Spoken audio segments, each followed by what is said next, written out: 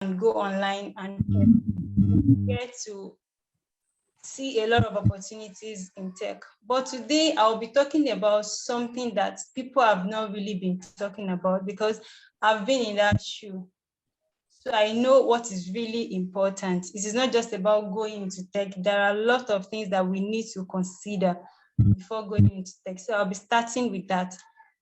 I hope everyone present here now can hear me and we are ready for the session. Please, if you are ready for the session, let me know in the chat box. Please, I need your attention, please. Just say I'm here. Just type I'm here. I'm listening. I just want to know whether you all are following. Please, I would love that. Just to be sure I'm talking to someone. Are you there? I'm there. I'm here. Let me see in the chat box. Okay, I can see some direct message. Okay. Okay, I'm here. Yeah, thank you so much. So we all know that technical skill is very important in order to start a career in tech. As much as this technical skill is very important, soft skill is also very, very important. But before we talk about either the tech skills or the soft skills, there are a lot of things you need to consider before going into tech. So I'll be mentioning 5 points that I personally feel that is something that really matters a lot before you go into tech. Don't just jump into tech. Consider these 5 things. According to you, you can add other things you feel is applicable to you, but these 5 things are very applicable to me.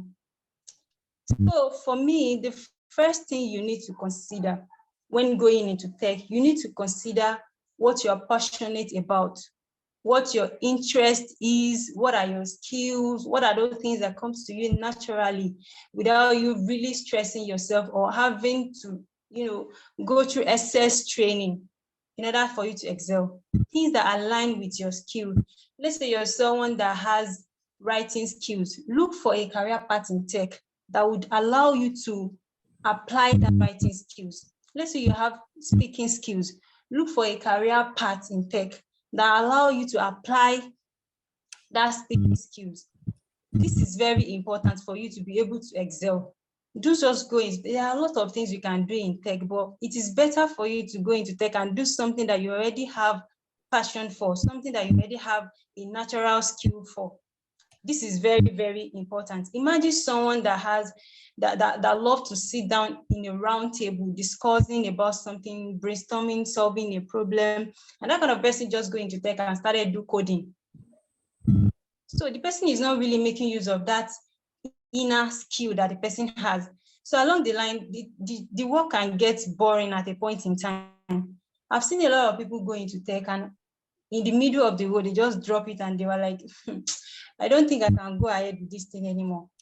But if you're able to understand your passion, your interest, your skills, and look for a tech career that aligns, that answers all these things, then that is the best career path for you in tech that you should go into.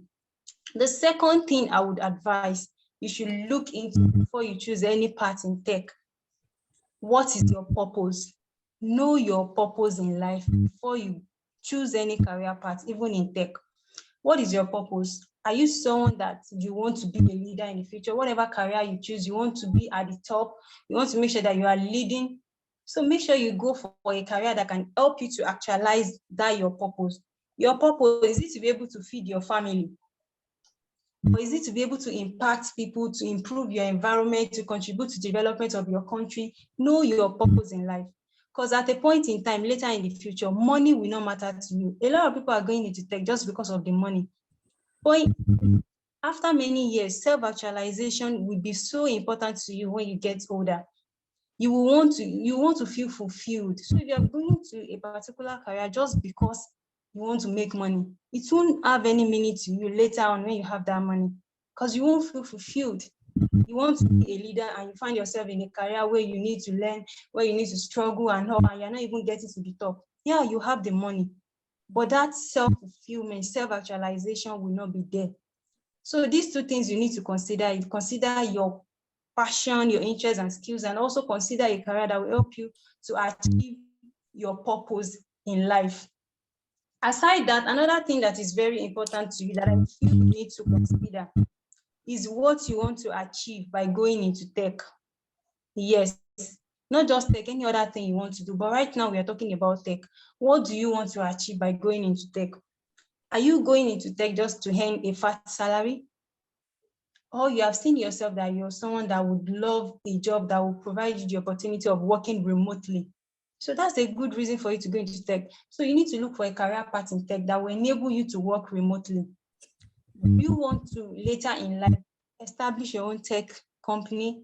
So look for that career path that align with that company that you want to set in the future, and make sure and start from there. Are you this kind of a person that you want to contribute to technological development? Go into that career path that would enable you to do that. Know why you are going into tech. Know what you want to achieve. The fourth thing that I feel is also very, very important is determine your level of resilience. Know how resilient you are. Different career in tech requires different level of resilience. You cannot compare the level of resilience that IT audit requires compared to software engineering, compared to programming. So know your level of resilience, whether you're someone that easily gets tired over an issue. For example, you're a programmer and your level of resilience is not high. You're writing a code that you have written for a long period of time, like you have been doing it consistently. But just because of a syntax, you're not able to get the code right. You can easily get frustrated. So know your level of resilience before you choose any career path in tech. This will really help you to understand what career path you need in tech. So the last but not the least for me, which I feel is very, very important, is your definition of success. And Mr. Kinwale already talked about that. When he was even talking about it, I said, wow, this is what I was actually thinking about too. So know your own definition of success. Success is very important. Success is it about having a big salary, having a huge amount of money in your account? Success to you, is it about any global recognition? Is it about becoming a leader? Is it about impacting other people? Is it about top in your career? Is it about any different certifications? Your definition of success is different from my own definition of success. So know what your definition of success is. Don't choose a career that would not make you successful. You are this person that right from time you want to impact your environment, but you're doing a job that consumes all your energy, that doesn't give you the time, the energy to contribute to your environment. After a long period of time, you won't feel successful because you're not able to do what you really want to do. So make sure whenever you're going into tech, you consider the first thing, you understand your passion, your interest, and your skills. You make sure you know what your purpose is. You make sure you determine what you want to achieve by going into tech. You understand your level of resilience, and you know your own definition of success. So all these things you take into consideration before choosing a career in tech. So after looking at all these things and you've chosen a career path in tech that you want to go into, the next thing for you is to start learning. Check online, that career path that you have chosen. You can check different job applications, those requirements. So with those requirements, you will know the tech skills that you need to acquire in order to be successful in that career path. Go online, there's Google, there's YouTube. There's no skill you're looking for in this life that you cannot get on YouTube. Since you have chosen a career and you've known all those skills you need to excel in that career, start learning. Learn online, apply for online internship. Another thing is for you to apply for internship, one which you have to go to the company to work with them. At this point in time that you're just starting your career in tech, we know there is money in tech, but don't focus on money when you're still learning. Your focus will be on how to acquire that skill. Offer you the skill. Don't, even if a company can offer you the money, but they cannot offer you the skill you need. Don't go for such a company. Look for a company that would offer you the skill, even if there is no money. Just go there and learn it. After learning the skill, it has become part of you. You can decide with that company to another company to work. So it is very important for you to apply for, after you've chosen your career and you've started learning online, then make sure you go for an internship, because you need that work experience. Just learning online is not enough. You need to have that work experience on your profile, on your CV. Another important thing is certification. No certifications that are applicable to that career path that you have chosen. Certifications are very important. In other career paths or other professions, certificate might not be really important, but when it comes to tech, fellow Nigerians, certification is very important in tech, and not just one certification. Don't sit in one place. Aim high. Certification. After getting the certification and you've acquired those, thank you. So after you've acquired those knowledge, sorry,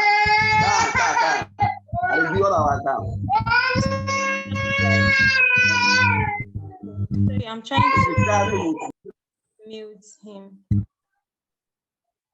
Okay, he has been muted. Thank you.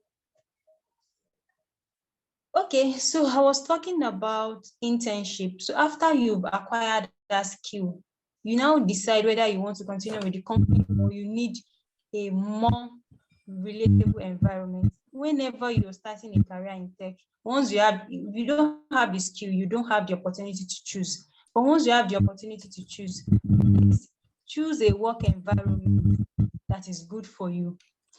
Do review online. See, your mental health is very important. It is not every company that you can apply to, that you can work with.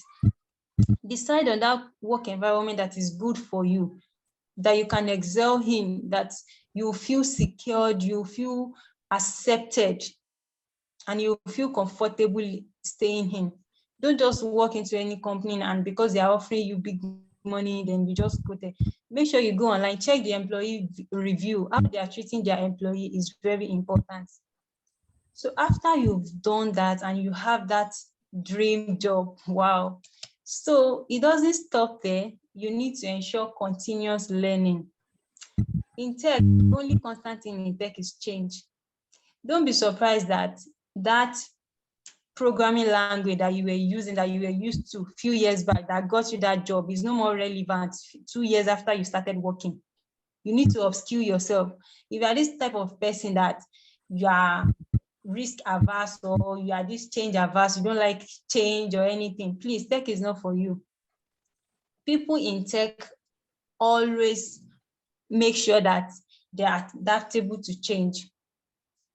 They always make sure that they improve their learning. If you are looking for a job that you don't need to continue learning, go for public job, maybe a local government or so. I'm just kidding. So make sure that when you're going into tech, have that mindset that the learning does not stop. We learn till we die.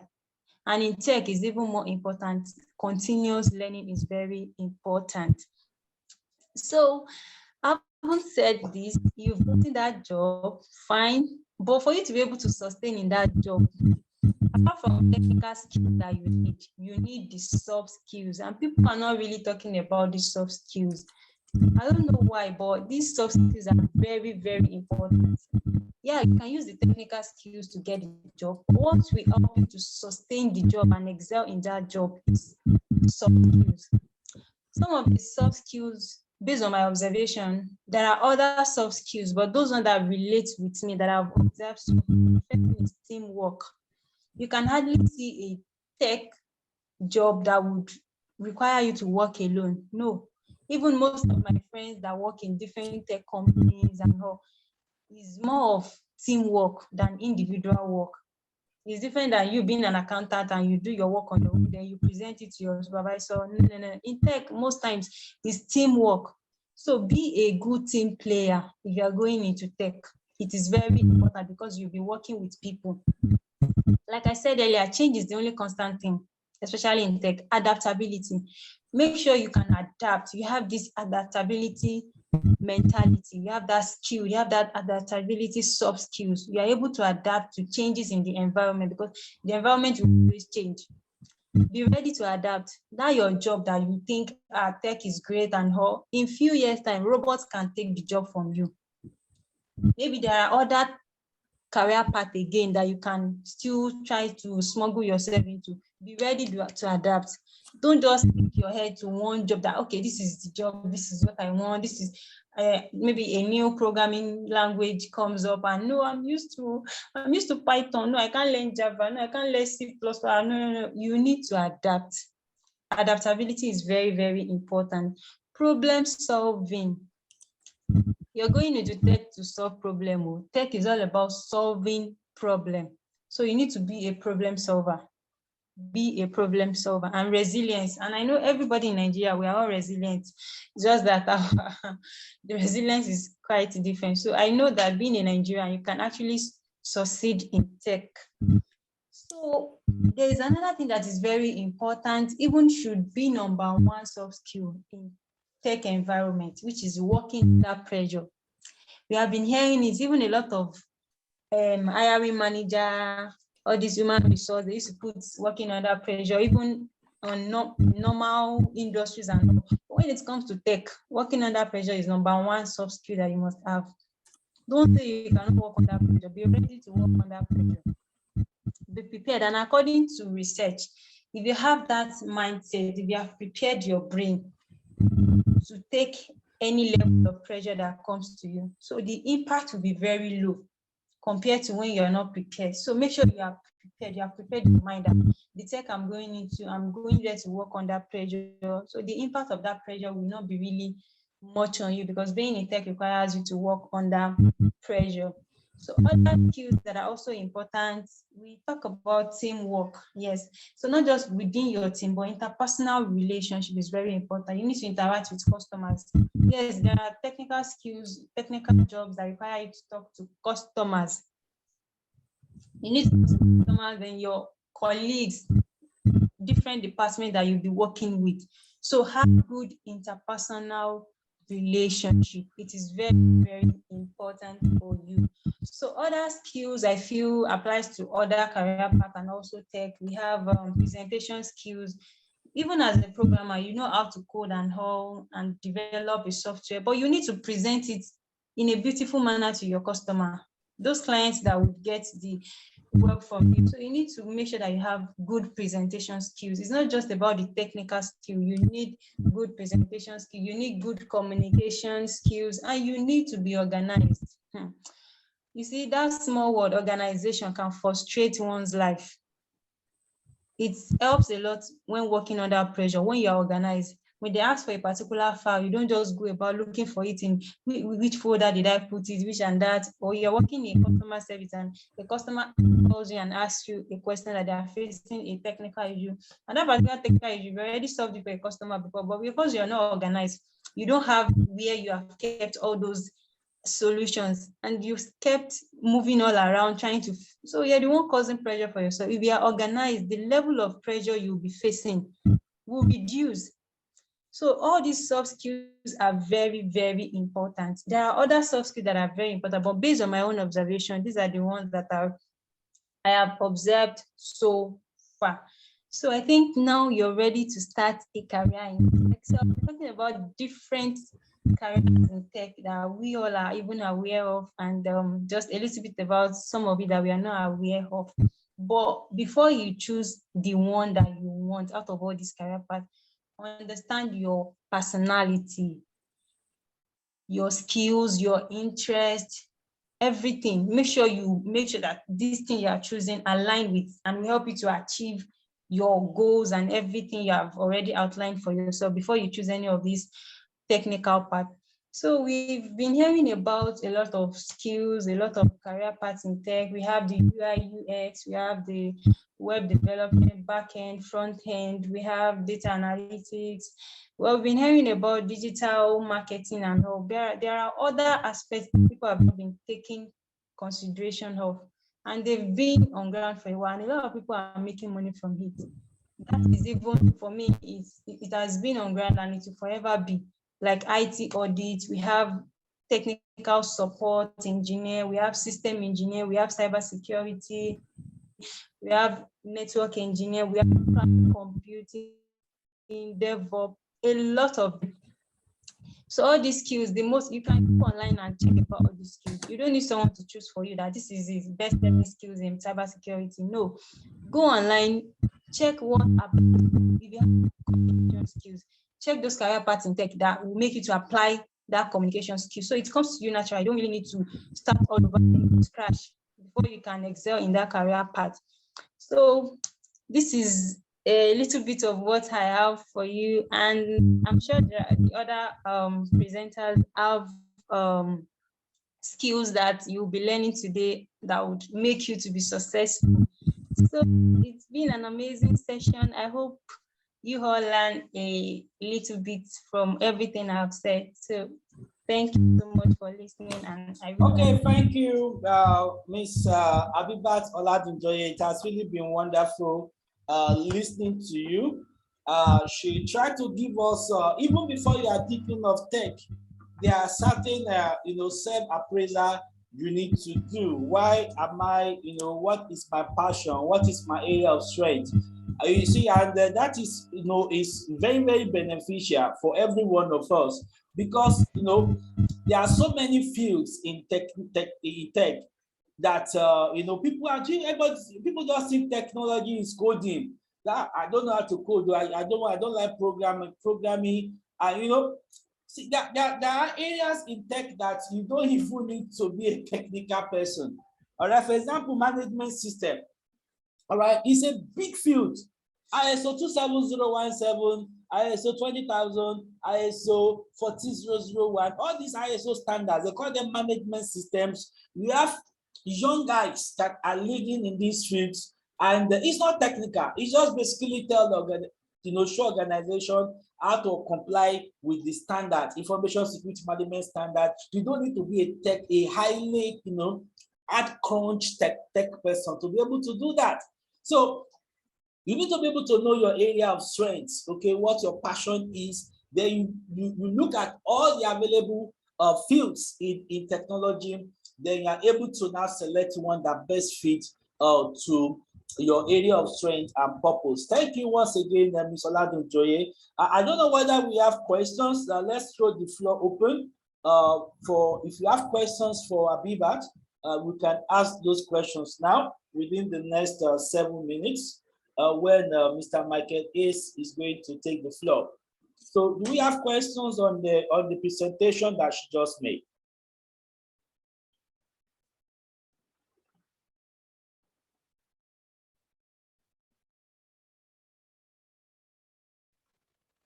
So in the meantime, there are also associations that you can join.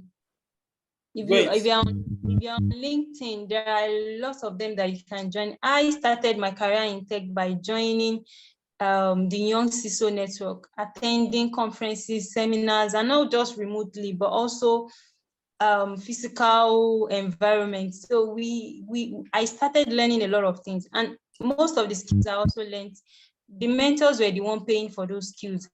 So make sure that at least you have a particular association that you can join. We have Cyber Safe Foundation, we have Diary of Hackers.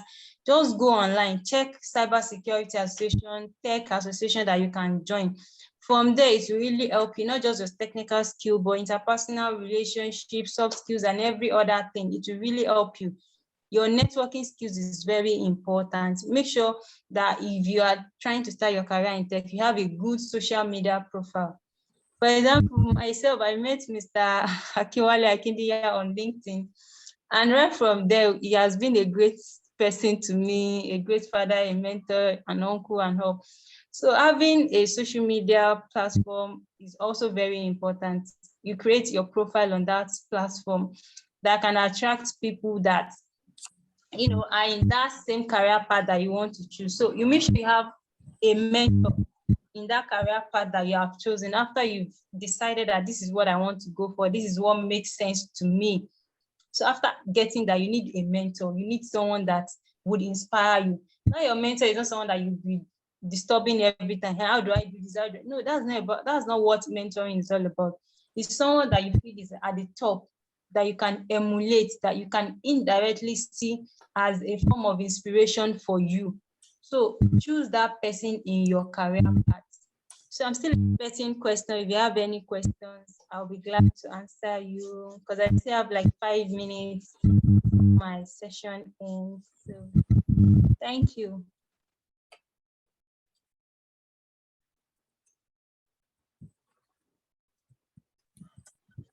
Hello, good morning. Good morning, Can you sir. share with us the tech social media links you were talking about just now? Okay, you mean those associations on social media, on LinkedIn, right? Yes, ma. Those group. Okay, I said we have the Young CISO Network. Are you on LinkedIn? Could you type, Abiba? Could you type in the chat box? I'm doing that right now. I'm doing that. Are you on LinkedIn? Yes, I am on LinkedIn. Okay, so you can search for this tech network on LinkedIn. So network, we have this Cyber Safe Foundation. You can search for them on LinkedIn and follow them. Also apply to be a member, a volunteer. We have No Go for MAGA. So these people, they deal with cybersecurity awareness. No Go for MAGA. They deal with cybersecurity awareness, going to the market, creating awareness about how you need to be safe online and all that. Then we also have Dairy of Hackers. Even interestingly, this was established by Joseph. He was then, when he created this network, he was an undergraduate, but now he's a graduate, and this network is actually doing well. Dairy of Hacker. We also have a lot. We have a lot of them. Just go on LinkedIn and check. We have a lot. We have tech for. We have a lot. Tech for dev. We have for women and a lot. So just make sure you set line. You would see the one, and make sure you are very active. It's not just about you joining. Be active. When I joined the Young People Network, there were other people that we joined together, but I was able to make it to that top, like to be part of those people that they recognize. Even at the point in time, I was made the leader of my group. Despite I was the only undergraduate among them. Other people have already started their career in tech. I was the only undergraduate. Yes, I was made a leader of embedded in the team. So make sure you are being seen. Don't just enter the group without doing anything. Make sure you are very active and you are dedicated and ready to learn. Thank you. Okay, any other question for Abibat? Any other question?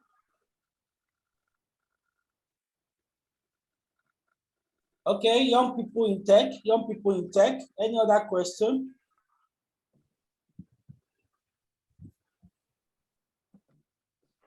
Okay, if there's no other question, I think it's time to move to the next topic, which is dominating through talents and gifts. Dominating through talents and gifts. Incidentally, the facilitator or the presenter of this session is somebody I've never met. Honestly, I've never met him. And I respect so much, somebody I believe so much. I've been, it's a young man that I've been monitoring his career for, I think, since 2016. All right, that's around 7 years. And he has been consistent. All right, in the area of digital marketing, publishing, writing, poetry. You know, this man is talent personified. All right, and what I respect him for is not even just having the talent, the consistency in following his passion. All right, so ladies and gentlemen, please welcome to the floor Mr. Michael Ace, as he shares with us his insights on dominating through talents and gifts. Thank you. Yeah, good morning, House. Good morning, sir. Yeah, my name is Michael, and thanks for that introduction. I really appreciate. Am I? Yes, Can the class hear me, please? we are hearing you. I'm hearing you. Okay, good. So, I would like to take us on dominating through talent and gift as instructed by the facilitator. So that's what we're going to be talking about for the next 30 minutes. And from 10:30 to 10:45, we're going to do a question and answer session. So I get to respond to questions from the members. So the first thing I would like to talk about is that uh, some people confuse the aspect of talent with hard work. Actually, both are different and the same thing. Yeah, you can achieve so much more with, with developing your inbuilt gift, your talent. And you can even do more than that, even if you're not talented at all, but through hard work.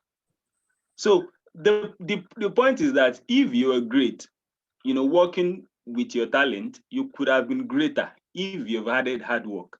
So the bottom line is that you can do both. So even if you are talented in something, it does not nullify the essence of hard work.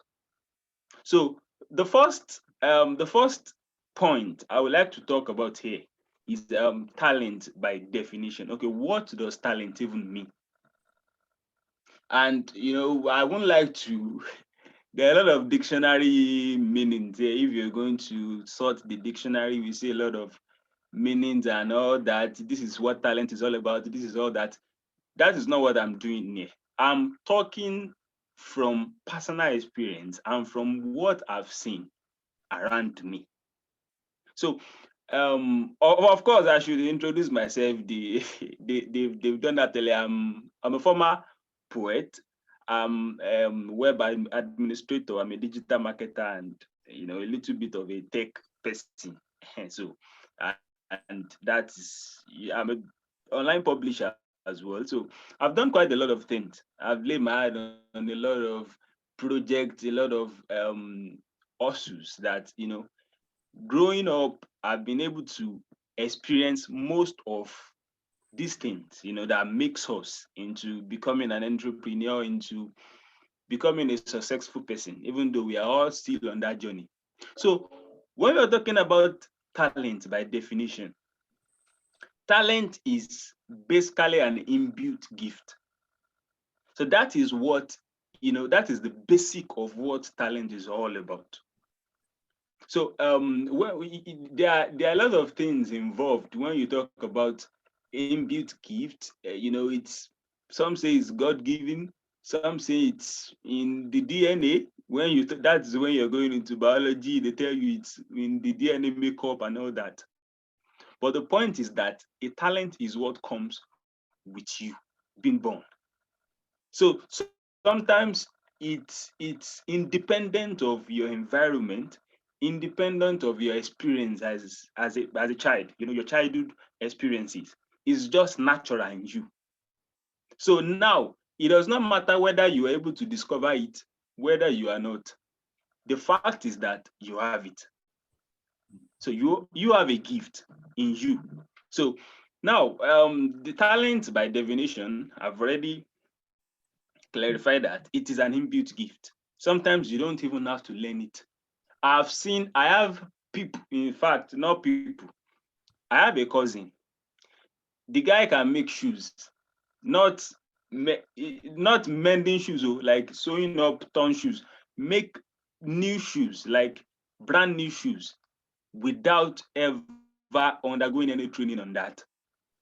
If the guy gets hold of a clipper, he's going to shape your hair, he's going to shape your ear, he's going to make without ever visiting a barber shop to learn or anything. The guy can make furnitures in his house. He made He made the TV console, the center table, all by himself. He designed everything all by himself. He just bought the tools and he made everything all by himself without watching any YouTube video, without visiting any carpenter, furniture shop, nothing. So there are people like this. And we'll get to the aspect of that. I think in the 6th or 7th point, we get to talk about 5th or 6th, we get to talk about the issue with being multi-talented. So, and there are people that have a singular gift. When we get to the context of things, those have a little bit and higher edge. Those who have a singular talent, sometimes it is the best. That is the best gift God can give you. To have just one thing you are good at, because then it will be easy, it will be very easier to be focused and to be determined. So talent is an inbuilt gift. You just find yourself doing it, and if you give it, if you cultivate it, if you give it an enabling environment, you discover that it begins to grow. But then sometimes most of us, we find ourselves doing things even when we do not know, the entirety of what it's about. Sometimes it could be when we were very young. Those around us are the ones who, see those things that, oh, this girl is a little bit gifted in this thing. She does this thing so effortlessly and all that. But then if they don't pay attention for us, because it is difficult as a child to take note of those things. So if they don't do this job for us, we just discover that at the end of the day, we lost touch with it. And getting back in touch is very difficult. And that is why parenting is key as well. Good parenting. When you notice that a child is, developing some gifts, your job is to document that, so that by the time the child comes of age, it will be easier for him or her to track the progress. So most of us, I believe that there is absolutely nobody on earth that does not have a talent. There is nobody that does not have at least one thing they are good at that they can do effortlessly. So whether you've lost touch with it, whether you are not opportune to develop it, maybe because of childhood experiences, what you've passed through and all that, or whether you've subconsciously killed it, those are situations that could, because to every rule there are exceptions. So, but the fact is that everyone has a talent, and that will take us to the next point of the class, which is point 2, which is deciding between talent, passion, and interest. About 5 or 6 years ago, when I was working with one of my uncle, I was in his bookstore. Yeah, I was helping to sort out to sell his books, and I began to read books, some motivational books. I begin to read some Christian books, some religious books. I mean, some motivational books. Then I begin to write. I started writing a book then, my own book, and the major focus of that book, I called it TPI, talent, passion, and interest. Then I started to research. Then I discovered that these three are three distinct features. They are very different. Number one, talent is an inbuilt gift. So to simplify it, talent is an inbuilt gift. Number two, passion is what you just, something you are so concerned about. Something you are something you are emotional about. You just find out that doing it makes you so happy. Like it eases your mental, it's very easy for you. Not that the fact that thing exactly is easy. Okay, when you're talking about, let's say you're talking about coding now. Coding is not easy. Of course, they will tell you that when you start, it's hard, but when you get to know it, it's easy. It is not easy. I won't lie. Because by the time you write 1,000 lines of code and it refuses to run, sometimes it might be just a semicolon that is missing in the whole, but then they've made, compiler so robust so that, you can be able to track where the error is. Before that happens, you have to scan the code line by line. That was when they were using interpreters that will access codes line by line. You have to access it line by line to find the error. So coding is not easy, but there are people who are passionate about it. It's not that it is their gift. Sometimes it is not their talent. It is not their gift, but they are so passionate about it to the point that you find them doing it day and night, researching about the new trends. And that is that. Then there is interest as well. Interest in this case is not, you're not emotional about it. It's just somehow it fits into your social schedule. It fits into your routine. Sometimes when you ask some people, what is your hobby? They tell you, I like watching movies, I like reading, I like researching and all that. Those are interests. And the difference is that while passion is long-term, interest is short-term. Okay, for now, I may be interested in, researching, using Google, using YouTube to learn about a new project I'm working on. In the next 6 months, the story might change. Yeah. For people like, let me say, for people like me who develop things every now and then, come up with new strategies to, when it comes to entrepreneurship, you cannot stay in one place. So interest differs. Sometimes there are times that I just feel like, okay, I'm working less. I want to watch movies. And at least you find at least 2 hours in a day. I will use it to watch movies, sometimes to watch documentaries. And there are months that I won't even, in fact, ordinary comedy skit, I won't even open it. So interest has to do with what goes on in your mind and in your environment at a particular time. So, and that is why I say, you imagine comparing weather and climate. What they will tell you that climate is long term, weather is short term. That is also the difference between passion and interest. Passion is long term because it is emotional. You are emotionally connected to that activity. And when it comes to the matter of the heart, matter of emotions, it is difficult to conquer. And interest in this case is just for a particular time. So now we can be able to differentiate between talents. You can have a gift. The point is that when you are gifted in something, when you are talented in it, it's easier to be passionate about it and to be interested in doing it.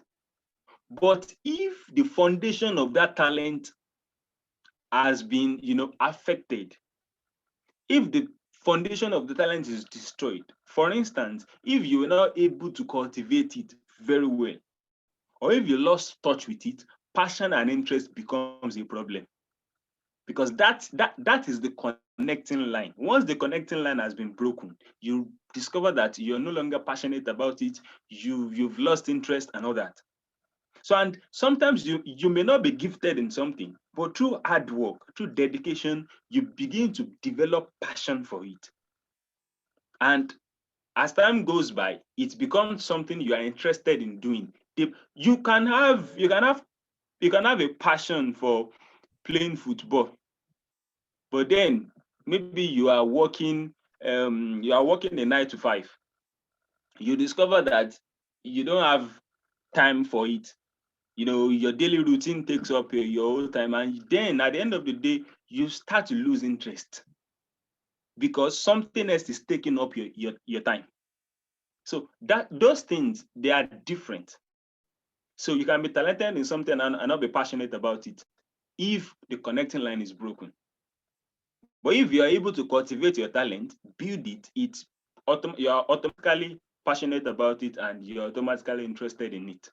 And that's why you see some musicians, they go, when, let me make a reference here. When Toby Amuson, when she won the 100 meters or do race, she broke the world record. They interviewed her and she said something that, okay, then when she used to go to the stadium, she would lie that she was going to church and all that. It was because she was passionate about it and she was interested. It was a talent. Yeah, let me say it. I don't know her from childhood, but let me say that is her talent. But then she could be able to lie, maneuver our whole activity to be able to keep up with the schedule because she was passionate about it and she was interested in doing it. So when talent is connected to passion and interest, you're already successful, even though it may not have shown outside, but you are on your right path to success. So these three, they are distinct features that can work together for good. So we won't have, on this alone, I think I wrote about 15 to 20 pages alone on this. And I think I still have the copies. But then we won't be able to talk more on this. We'll be going to the next phase, the next point, because we have a limited time. So number 3, multiple talent resolution. Like I said, I made a reference to this when I started with the introduction of the class. So I made mention of I have a cousin who does a lot of things. I had the same problem as well because there are multiple things that I can do. I can write. When I started poetry, I just read the poem online, and I begin to think about. I begin to read about figures of speeches and all that, and I started to write my own poems. And then I started. In fact, if I check my archive, I should have more than 1,000 poems written before I stopped. I think 2 or 3 years ago to focus on the business aspect of my gifts. So all these things, I can write. I can write songs as well. I'm a computer science student. I'm an entrepreneur. I'm a business person. I can design clothing styles. I can do a lot of things. But then I realized at a point in time, I realized that if I keep on doing it, I will never become anything in life. In fact, I won't have a goal.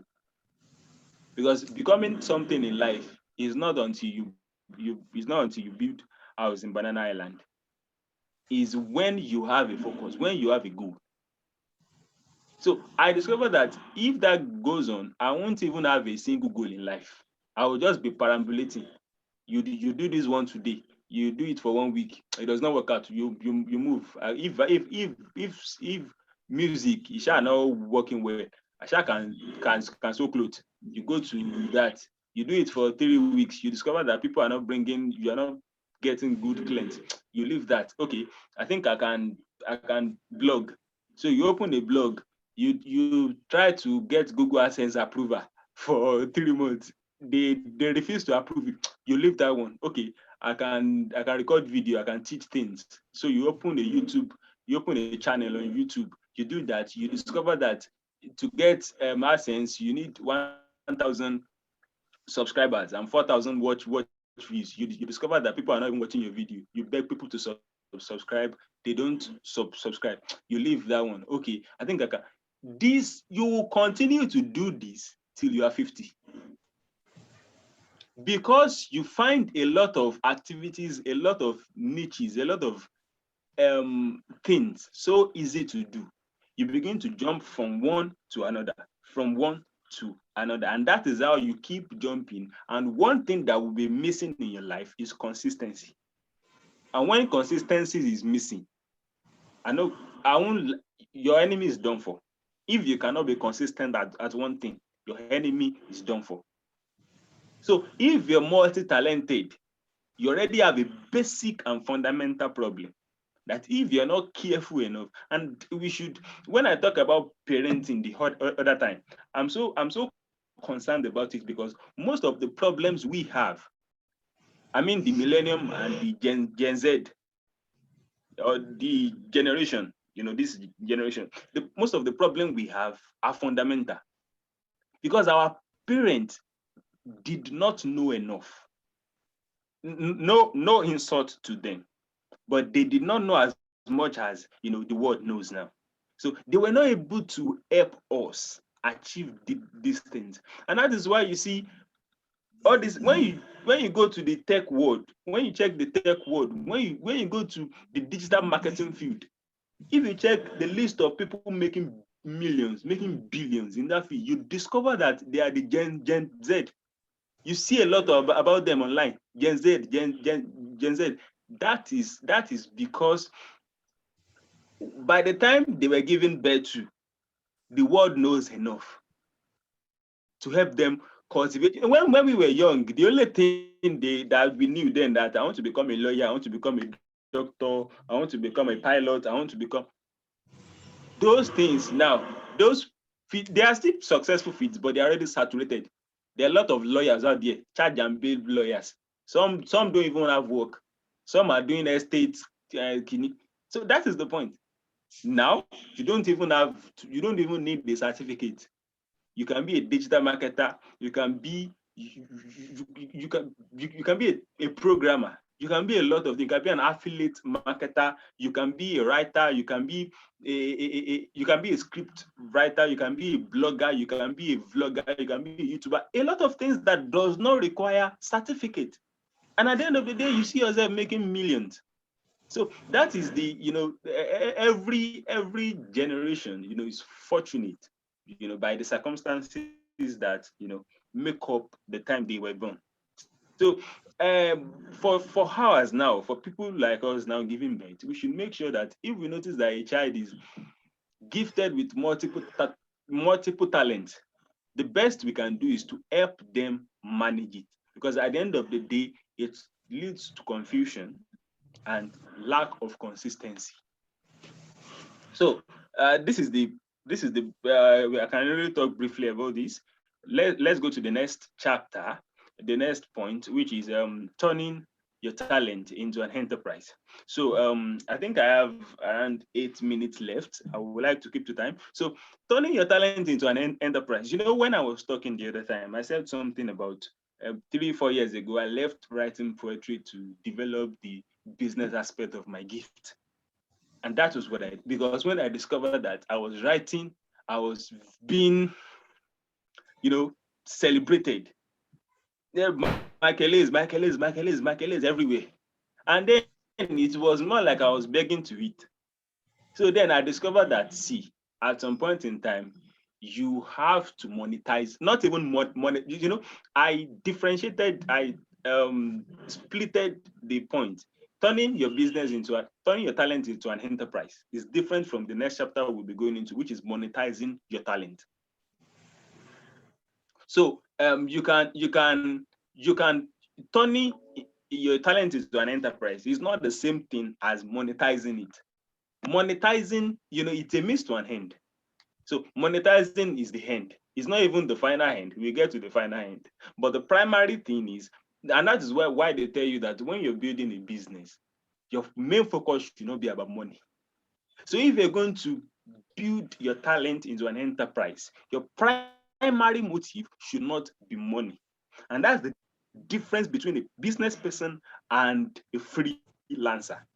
The difference between an entrepreneur and a freelancer. So that is just the difference. So if you are building your talent into an enterprise, you are building a business. You are building something that is beyond you.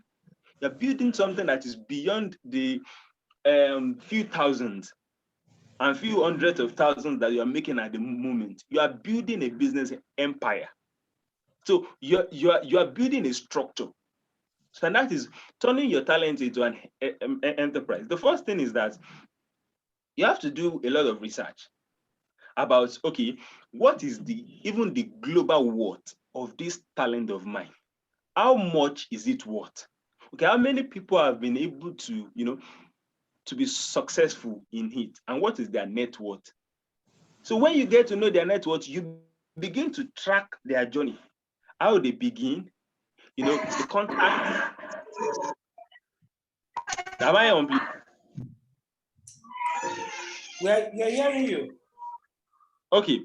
So you begin to track their journey. Okay, how are they able to do it?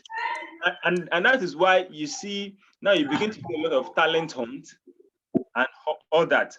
So you begin to go through the process. If you're a musician, you begin to go to studio.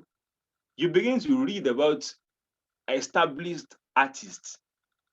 So a lot of it depends on that particular gift, that particular thing you are good at. Then you begin to, that is where the talk of mentor, role model comes in place. You pick someone that you model after. That, okay, I think my talent, I think I connect with this person. Then you begin to study them. You begin to study their timeline. So that is turning your talent into an enterprise. Then that takes us to the next point, which is monetizing your talent. So, of course, the end result of a business is income, right? Is making profit. So if you're able to do the previous step, if you're able to build an enterprise, build a business effectively from your talent, money will come in. And it is long term because you have built a structure. What you did not build a product, you built a business. So, and the difference between that is that when you build a product can go out of the market. It may no longer sell. But when you build a business, you can build as many products as possible. In fact, you can have up to 10,000 different products selling at the same time in different markets. So, and that is why you see recently MTN, they changed from a telecommunication company to a tech company, because that is the future. Now they have a telecommunication network that we all use, and they're also going into tech. So that is the difference between, so that you are not just shifting from one need to another. You've built a structure, you've built a business that from it you can, of course, at Aceword, we have different blogs. We have a blog that talks about acquiring digital skills. That's future syllabus. We have one that talks about students, latest opportunities, scholarships, and all that. We have an academy where we record and sell courses. We have we have an advertising network. So all this, and we have a publishing firm. We have a published books. All these things, they are connected to a single business. So that is the difference between just making money and building a business structure. When you build a business structure, you can have multiple products selling in different markets simultaneously, and you begin to make money from all of them. So this takes us to the next step, which is growing. I think I have about 2 minutes left now. So growing your talent beyond your lifespan. And that is when you've built an enterprise, you're making money, you discover that the business is even beyond you. Yorubas will say that the lifespan of work is longer than the lifespan of the worker. That's how best I can put it in English. I'm sorry about that. So your work outlives you. So that is why you discover that when you ask people that, okay, who is the founder of Jumia? You may not know. Who is the founder of Google? Alphabet is the parent company of Google. When they ask me I use Google every day. I use YouTube. I use Blogger. I use email. I use a lot more than 10 of their products. When they ask me who is the founder of Alphabet, I don't know. Okay, everyone knows the founder of Facebook. So sometimes, even if you ask some people the founder of, even if you discover that there are some major brands that we all use in our day-to-day lives. When you talk about the founder is dead. But then the business lives on. So that is the final phase. Building a business that can outlive you. Because the point is that you will not live forever, but your name can live forever. So, and before your name can live forever, it has to be attached to a business. It has to be attached to a product. It has to be attached to a legacy. So This is the end of my class. I'll be expecting questions now. Thank you. Okay, thank you, Mr. Michaelis. It has been wonderful.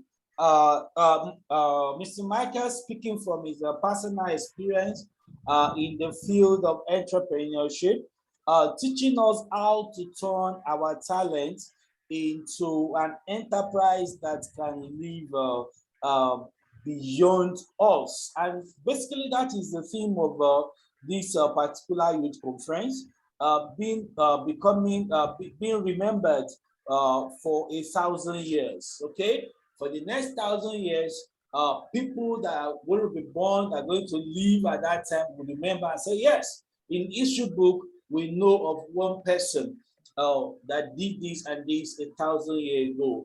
All right, and that is basically why we are here.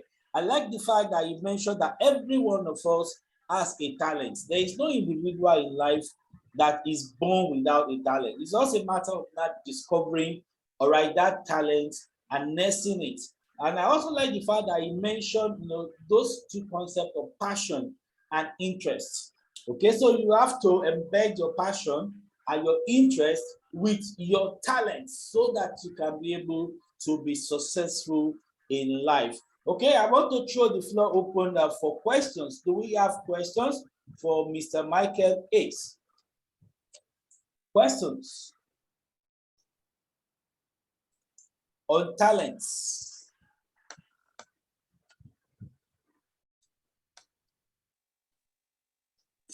Dominating through talents and gifts. Questions?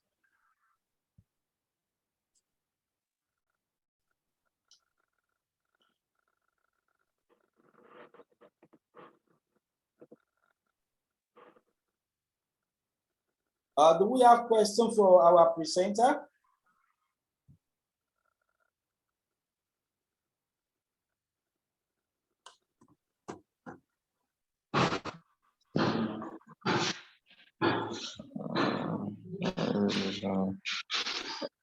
All right. Okay. Thank you.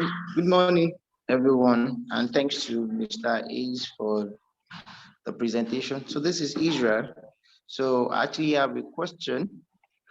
So, and thank you for the distinct uh, differentiation in talents, uh, passion, and interest. So now, but I want to just ask a question. Now, is an environment play a significant role uh, in ensuring that talent actually worthwhile fulfilling? And so now, can an environment be an obstruction or a disturbance to fulfillment of your talent, or maybe even actualizing your passion? So if the answer is yes, how can somebody actually just overcome that obstacle of an unconducive environment or a harsh environment? Okay. Thank you, Israel. Thank you for the question. Um, I I mentioned this briefly in my introduction that you see the thing is that every one of us, we have at least one talent. Every one of us, everyone has at least one talent, but there are several factors that can kill this talent or make it dormant. There are certain situations that can make it dormant. Sometimes it may be domestic violence. Sometimes it may be abusive parent. Sometimes it may be poverty. Sometimes it may be lack of parental support. So and the why this is so challenging is that these things are what we have little control over, because the foundation, by the time we get to know the foundation, we were very young. During the foundational stage, we are all very young. So we there are little to no decisions we can take by ourselves. So, and that is why it is good to have, see, the main solution to this. Of course, your environment plays a significant role. In fact, it plays the major role in developing your talent. Now, the most effective solution is having, the best parent. And unfortunately, that is something we cannot choose. You cannot choose who give birth to you. You cannot choose the country you are born into. Of course, when you talk about a lot of dreams being killed presently in Nigeria, that is why you see Nigerians go out of the country and they excel, because there's an enabling environment. When I was in Polytechnic, I have a friend I had a friend then. She's still my friend. She's barely, in fact, she's struggling. She was struggling then, at least to have B. She's in Turkey now. Our last result, everything was A. Is all because the environment is different. See, environment plays a major role.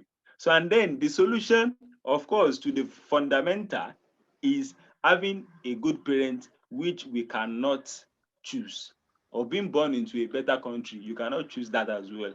Having good neighbors, you cannot choose it. Being able to be enrolled in a good school, you cannot choose that as well. The only solution that we have power over is that as you begin to grow, if you are determined enough, you begin to fine-tune your environment, you begin to choose friends, then you begin to choose companions, you begin to choose mentors that, at the end of the day, you discover that you're able to succeed. Yeah. So that is my answer.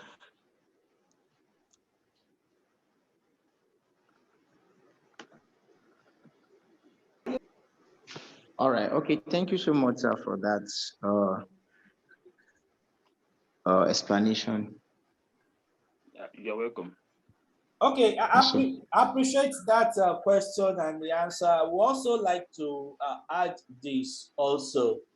May we not be victims of our environment. But you see, environment is not an excuse, because even though you see, yesterday I read, a 23-year-old guy, committed suicide. I saw that on Ireland. I've been tracking the rate of suicide among young people, especially in Nigeria. It's maybe because of social media. We now have a lot of information about all these people giving up, all right, because of harshness of life. Abibat mentioned in the morning when she started about developing, internal resilience, is very important in life. So, look at Ajegunle, for example. Ajegunle in Nigeria, all right. If you've been to Ajegunle, it is a slum. One of it's even worse than the area that my friend said nobody can succeed, coming out of growing up in that area. But look at we can count like almost up to 10 musicians that grew up. They were born in Ajegunle, and Ajegunle did not define them. They still succeeded. All right, regardless of the limited, opportunities they had in life. I remember reading about the, Alibaba, the founder of Alibaba, that Chinese guy. All right, the guy he was destined not to succeed. He was born in abject poverty. Abject poverty. His parents did not have enough money to send him to school. The guy, when I was reading his story, the guy said one word that touched me. He said, I rejected my fate. I rejected my fate. That word, he swam against the current. He defied the environment. I think he started going to school, and he would stand outside and he would listening, watching while the teacher is teaching. Then he has his own notes also. Of course, he cannot be in the class, so he will just be taking notes from outside until one day they pitied him and said, okay, since you have interest for education, just come and join them. And that is how he started school. And that was the beginning of his turnaround. So if fine, it is true that environment can have an impact and it could be very limiting. All right, like what Mr. Michael has said. All right, if you look at what the information, recently I was looking at the generation of my parents.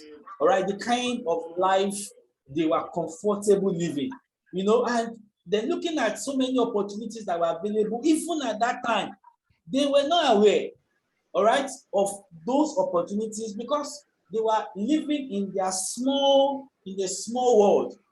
Are you getting me now? But this generation, there is a lot of opportunities that, it's not even that, fine, the opportunities increased.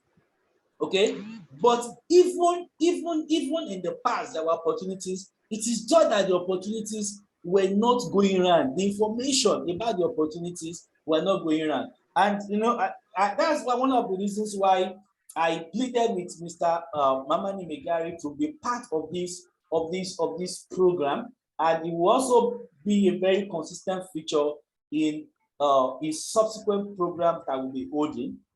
By God's grace, we'll be holding these sessions on a monthly basis, and we're going to create a lot of awareness for young people, because I've discovered that it is information that defines who will become in life. The Ministry of Youth and Sports, all right, they are doing a lot of things for young people in Nigeria.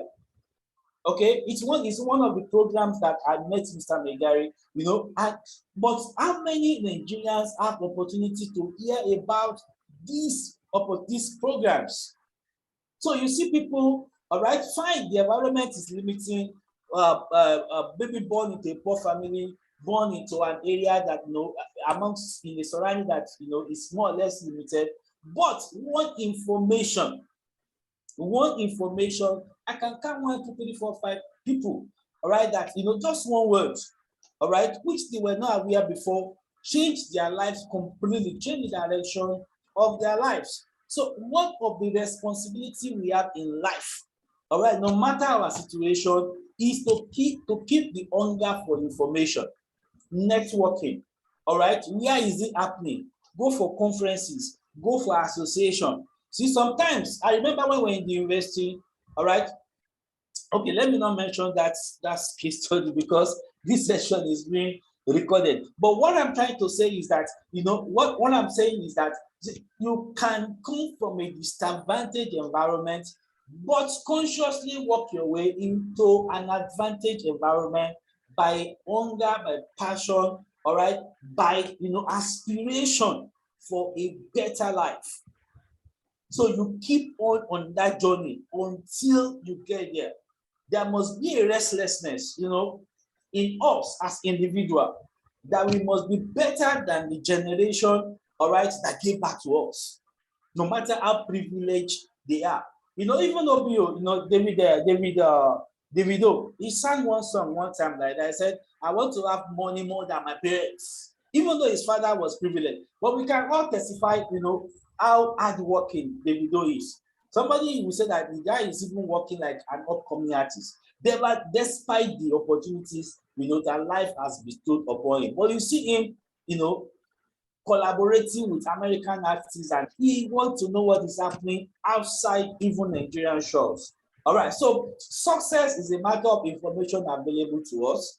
And so, you see, every time we go to the internet, every day, every time, everyone, see, the truth is that there's nobody, no Nigerian that have access to internet has a right to be poor. That's the truth. There is no Nigerian, all right, and a lot of Nigerians that we say yes are disadvantaged today, all right, they have access to the internet, but what are they using? Even the so-called poor people that get 100 MB for 1 week, when they get that 100 MB, what do they do with their phone? Where do they do? Which sites do they go to? All right, so you see young people going to Instagram, you see young people, all right, going to TikTok, watching things that will not add value to their life, that will not take them anywhere. All right, so these are the challenges. So if one is born disadvantaged, that does not mean that you have to end up disadvantaged. Somebody said being poor, it's not your fault, but if you die poor, there is your fault. All right, if you die poor, it's your fault. So we have to be able to work hard, and to work smart, especially on information gathering. All right, information gathering.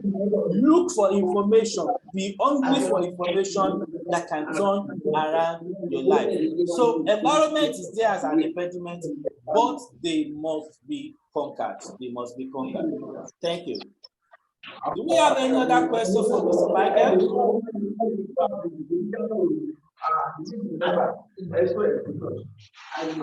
Do we have any other question for Mr. Michael?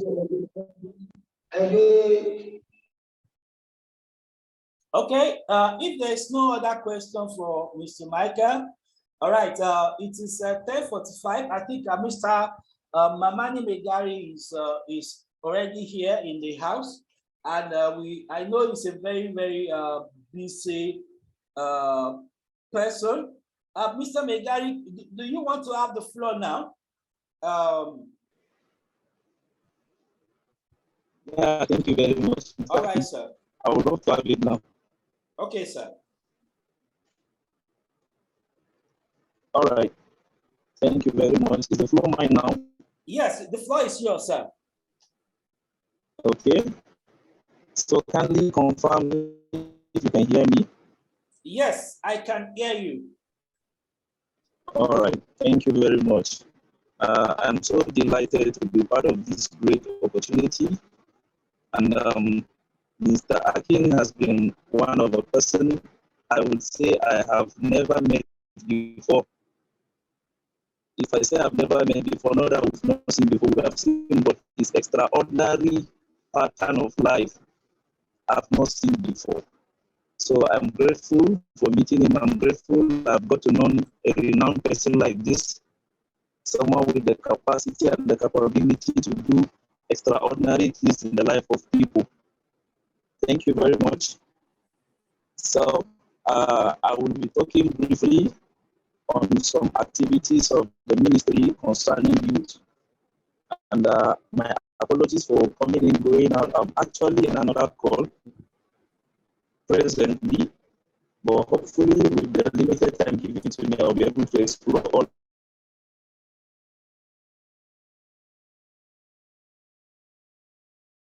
I have in place. So that my name is Mr. Mamani Megari, and I am a state officer with the project management. Hello, can you hear me? We can hear, sir. We can hear, sir. Yes. I am a state officer with the project management office, Ministry of Youth and Sport. And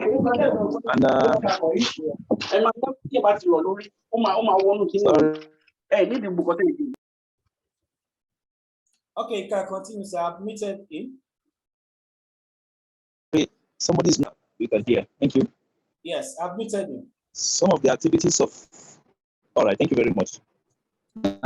Now, some of the activities of the ministry concerning youth, I will be going through quickly. But first of all, it is important since we're talking about creating impact and then trying to utilize the limited space one has in order to explore greater opportunities. I would like to start with the goals and the mission of the ministry. It is important and paramount that every ministry should have a goal at which it is being worked on. Now, part of the goal is to build young people for human capital utilization and productivity. And I love this goal because it features young people. Now, if you go down to the mission, you will discover that the mission is also sustainable framework for the formulation and implementation of policies, programs, and other initiatives which promote and enhance youth. Now, everything that has to do with this is boiling down to youth. And in this form, it has a collaboration with stakeholders as well. Now, you will discover that regardless of the current situation of the country, the ministry always works for the progress of the youth. That is why part of its function is promoting conducive atmosphere for social, mental, emotional, and physical development of the youth.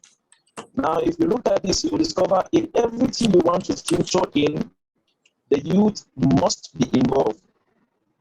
It also articulates relevant programs of action for youth development.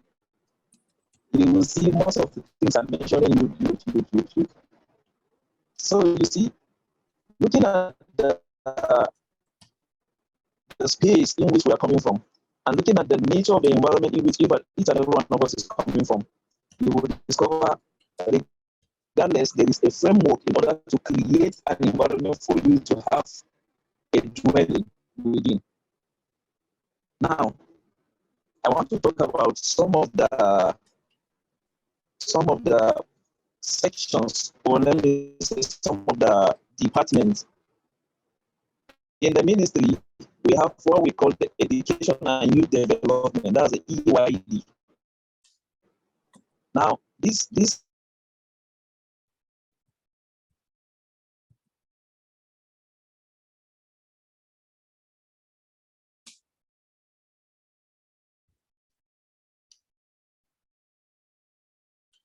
functions very well because price development and promotion, well, like allied artists department, and we have the finance, the account, the general service. But all those ones are not relevant on this call. The most important one is education and youth development, which is very, very paramount. Now, part of this is what led to what we call the work experience program. Now, I'm glad to tell you that this particular program is what led to me and Mr. Akinwale meeting together, having rubbed minds, having shared ideas in the work experience program.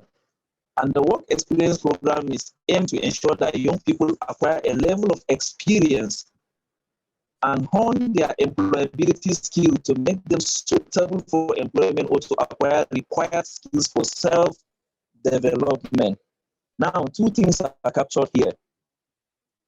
Employability. If you're not suitable for employment, it will be difficult for you to have an employment. Regardless, they said you required skills for self-development. Now, in the situation we are in this country, even if you have the employable capability, there are instances that you might not be able to secure a job. That is why the program is being widened so that it can what? Bring in experienced hands that will develop youth in skills so that they can be what? Self-develop. Even when there are no jobs coming in, a youth that know and understand the space in which he is in can just decide to be self-developed and then acquire his or her employment.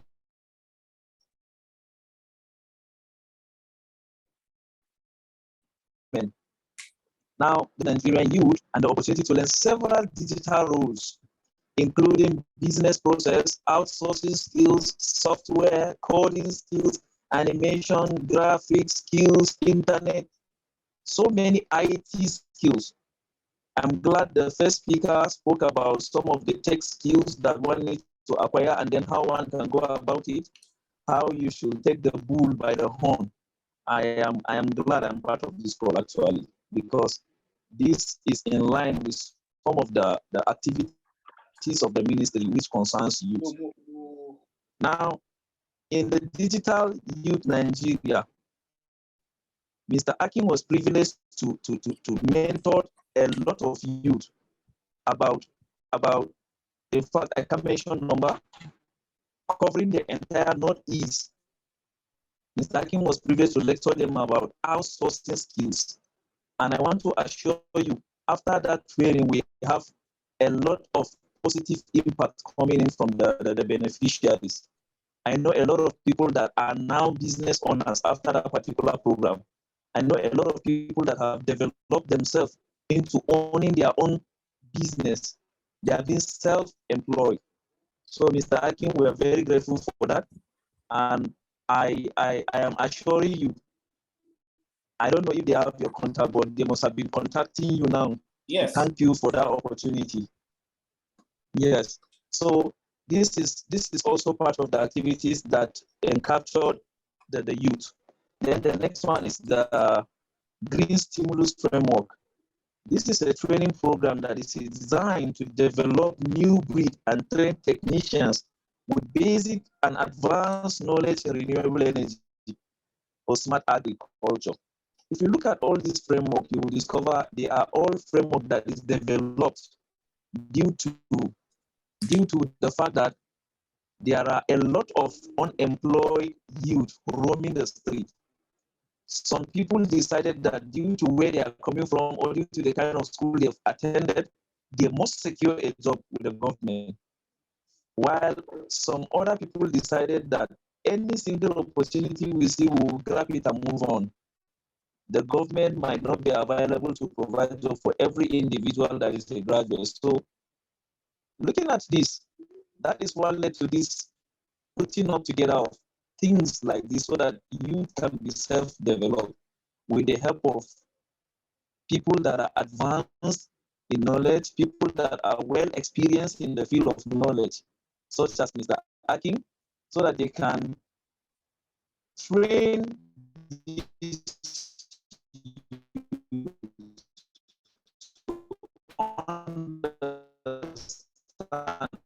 that regard situation at hand, you can own this honor, you can be who you want to be. So these are some of the things. And anywhere you have an opportunity to speak to young minds, it is important that you note the things you're saying clearly and carefully. Why? Because when you're unable to provide the appropriate solution, they might look at you as a failure and you're trying to advise them into failure. I don't know whether we are together. Are we together? So the thing is, the ministry look at all this. That is why it created department to handle every forms of activities that is involving the ministry. And the most strong and the gear of this activity is the one that incorporates all this youth digital outsourcing, the youth training, and the green stimulus program. Why do they give much priority to this? They give much priority to this because this is where the young minds will have an opportunity to be trained in order to be self-reliant. This is an opportunity where the young minds will be trained in order to be self-employed. And I want to assure you, at the end of every training, there is what we do. We provide them with a startup materials. Now, if the training is targeted at agriculture, at the end of the training, there will be agricultural materials that will enable every individual to start up. Like the ones we concluded not long ago, there were some materials that were given to the youth that will enable them to start up in their outsourcing. And I want to assure you that many of them make vital use of it. Some did not. You know, in every 10 good people, you must find one that is not willing to like work together with the 10, the remaining 9, sorry. So that is why the ministry have seen it possible. And the ministry have thought wide and decided that we need to capture young people the most. If you walk around, you will discover the rate of crime is high. And when you take analysis of the people involved, you will see is the youth. If you have an opportunity of interviewing 90% of them, they will tell you because they are jobless. So this framework has been designed in order to tell youth that you need to be self-reliant. This is an opportunity for you to grab every single knowledge that you need to grab to start up your life. This is an opportunity for you to understand that, yes, regardless, I'm going to continue moving. Just like Mr. Akin has rightly said, you look at yourself and you say you're coming from a slum, there is nothing good that is going to come out of you. That is a very bad notion. That is a very bad thinking. Every individual is supposed to understand that where you're coming from doesn't determine where you're going to. A lot of people today have become who they are because of the single knowledge that has been shared to them from a particular individual. A lot of people today have become big business owners because of the single knowledge that has been passed to them from one particular individual. A lot of people today have become who they are because somebody just give them a privileged information that they put into use, and then it changes them to reasonable people in the society. So you see, that is why there is another program, that's the work experience program. Now, this one captures basically youths that are unemployed and they are graduate. The ministry will post them to different organizations for a 3-month internship program. And this program is for the youth to have a good understanding of the environment they are, to have a clear understanding of the environment and how it functions, and to create a good rapport with every organization they have been posted to. I want to assure you that after that 3 months, we have a lot of them that the organization decide to retain them. Some of them, even before the three months elapsed, the organization are calling us that come and take the people away. We don't want this kind of people. They are becoming tyrants. They are becoming inconsiderate. They are becoming irresponsible, and they want to corrupt our staff. You understand? So, in all,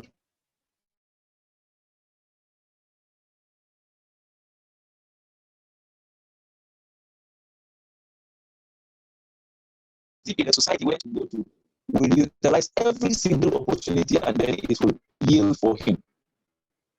I remember one of the interns that was posted to Glow office. They keep calling to find out if actually this man is good for the work, if actually he can cope. They decided to use him for that period of 3 months, and I'm glad to tell you that today he's working together with them. So if you check around, you will discover if the ministry decided they want to zoom in every unemployed youth into the ministry, you know it cannot be possible. The ministry will be packed full, and some people will just be idle, not doing anything. So that is why it comes on with such programs in order to give youth opportunity to have rapports with organizations, to have rapports with individuals, to gain the required knowledge in order for them to live their life accordingly. If jobs come, fine. If job did not come, they have the required knowledge to move on their own business. I want to gladly tell you on this call today that I'm a serial entrepreneur too. And part of the things that help me a lot in the business world is information. When somebody is passing an information to me, I take it serious. When somebody is selling an idea to me, I take it serious. And after that, I will begin to calculate how can I put this idea into a reasonable use. I will want everyone on this call to begin to think as such. Idea is money. I remember there was a time me and Mr. Akin were discussing about this particular outsourcing. And I remember some ideas Mr. Akin was passing to me. I would not want to visit them because we are on a call. Now, these things, I was privileged to share similar ideas to some people that it has helped them. I was privileged to have opportunity to speak to people that I shared that idea to them and it has helped them. You understand? So that is how it is. So the program encapsulates youth. And the program is meant for youth to make vital use of it in order to break out of the limited space they are in. The program is made out for youth in order to explore in the small environment they find themselves. The program is meant for you to utilize every single opportunity they see and grab it and utilize it into a vital opportunity. So that is how it is. And this program keeps coming with time. It keeps coming with time. It keeps coming with time. I remember sharing with Mr. King, I said the program the program always comes and then it's been executed as it comes. So part of this, that is why I would want every individual on this call to understand that it will keep coming. The programs will keep coming and the programs will keep repeating itself. due to the fact that every year we used to have a fresh set of graduates graduating from the university, fresh graduates graduating from the polytechnics, fresh graduates from the colleges. So it is important that these programs keep happening on a rolling basis to enable them understand that the fact that I'm not a graduate and now a graduate is not a guarantee for me to secure a job. The fact that I'm not a graduate is not a guarantee for me to have work where I wish to. Even though there are few individuals that will secure job where they want to and how they wanted it to be. But it's for you to position your mind. If it is not forthcoming, this opportunity that has been provided, I'm going to make vital use of it in order to earn a living out of it. I know a lot of people that were posted to organizations, they were liaised with the organization that they will not be coming there after the stipend that will be given at the end of the month. And actually, this is the kind of minds that our youth are coming up with. Whenever there's an opportunity for you to acquire knowledge, you will now use that opportunity to try to explore, to try to extort, not explore, to try to extort. What I mean by extortion is because at the application level, they said every individual is entitled to stipend at the end of every month. Now you discover their attention has automatically changed back to that stipend that is going to be paid. Nobody is interested in the program. Nobody is interested in what is going to take place at the cost of the program. Nobody is interested in securing a reasonable environment that will earn him a life. But what they're after is just the stipend for that period of 3 months. And it has caused a lot of problem. I remember counseling some people about the importance of the job. They said their own is to just get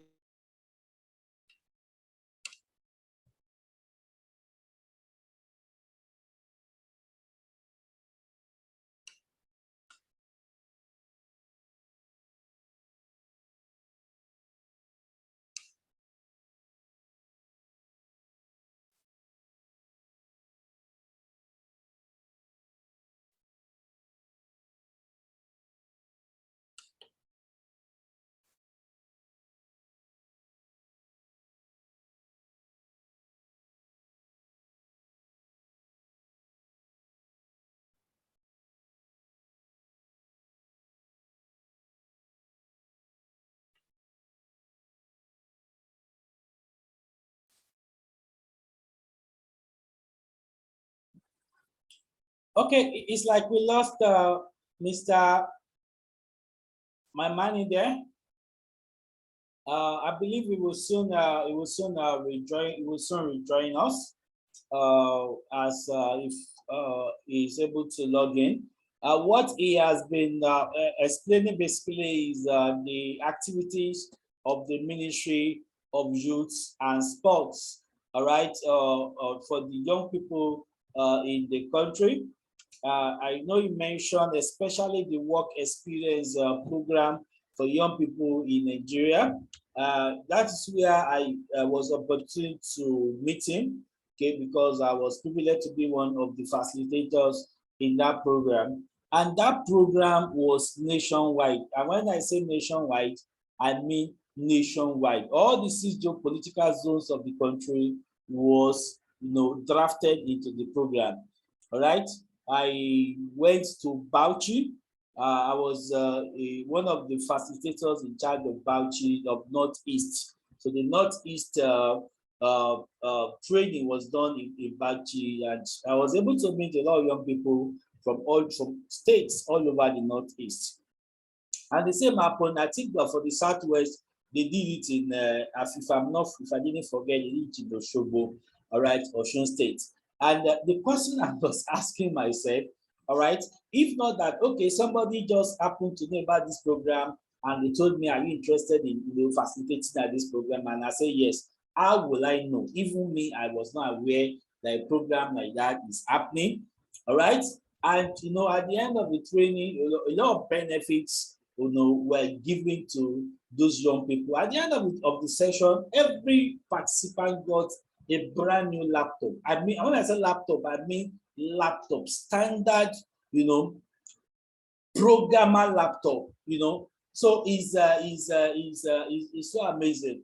And the question I was asking myself is, how does this information go around? Okay, and that's why I decided that okay, anytime I'm holding a youth program like this, the Mr. Maimani will always be a feature to share with us. Incidentally, will not be able to take our questions on the ministry activities. But if you have the questions for him, you can ask the questions, and I will ensure that those questions get to him eventually. Okay, so do we have any question on that session so that I can take it down? Then I will pass the question across to him. All right, so the floor is open.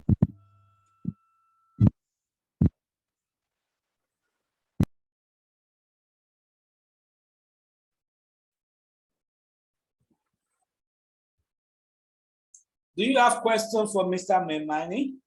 I will pass the question across to him.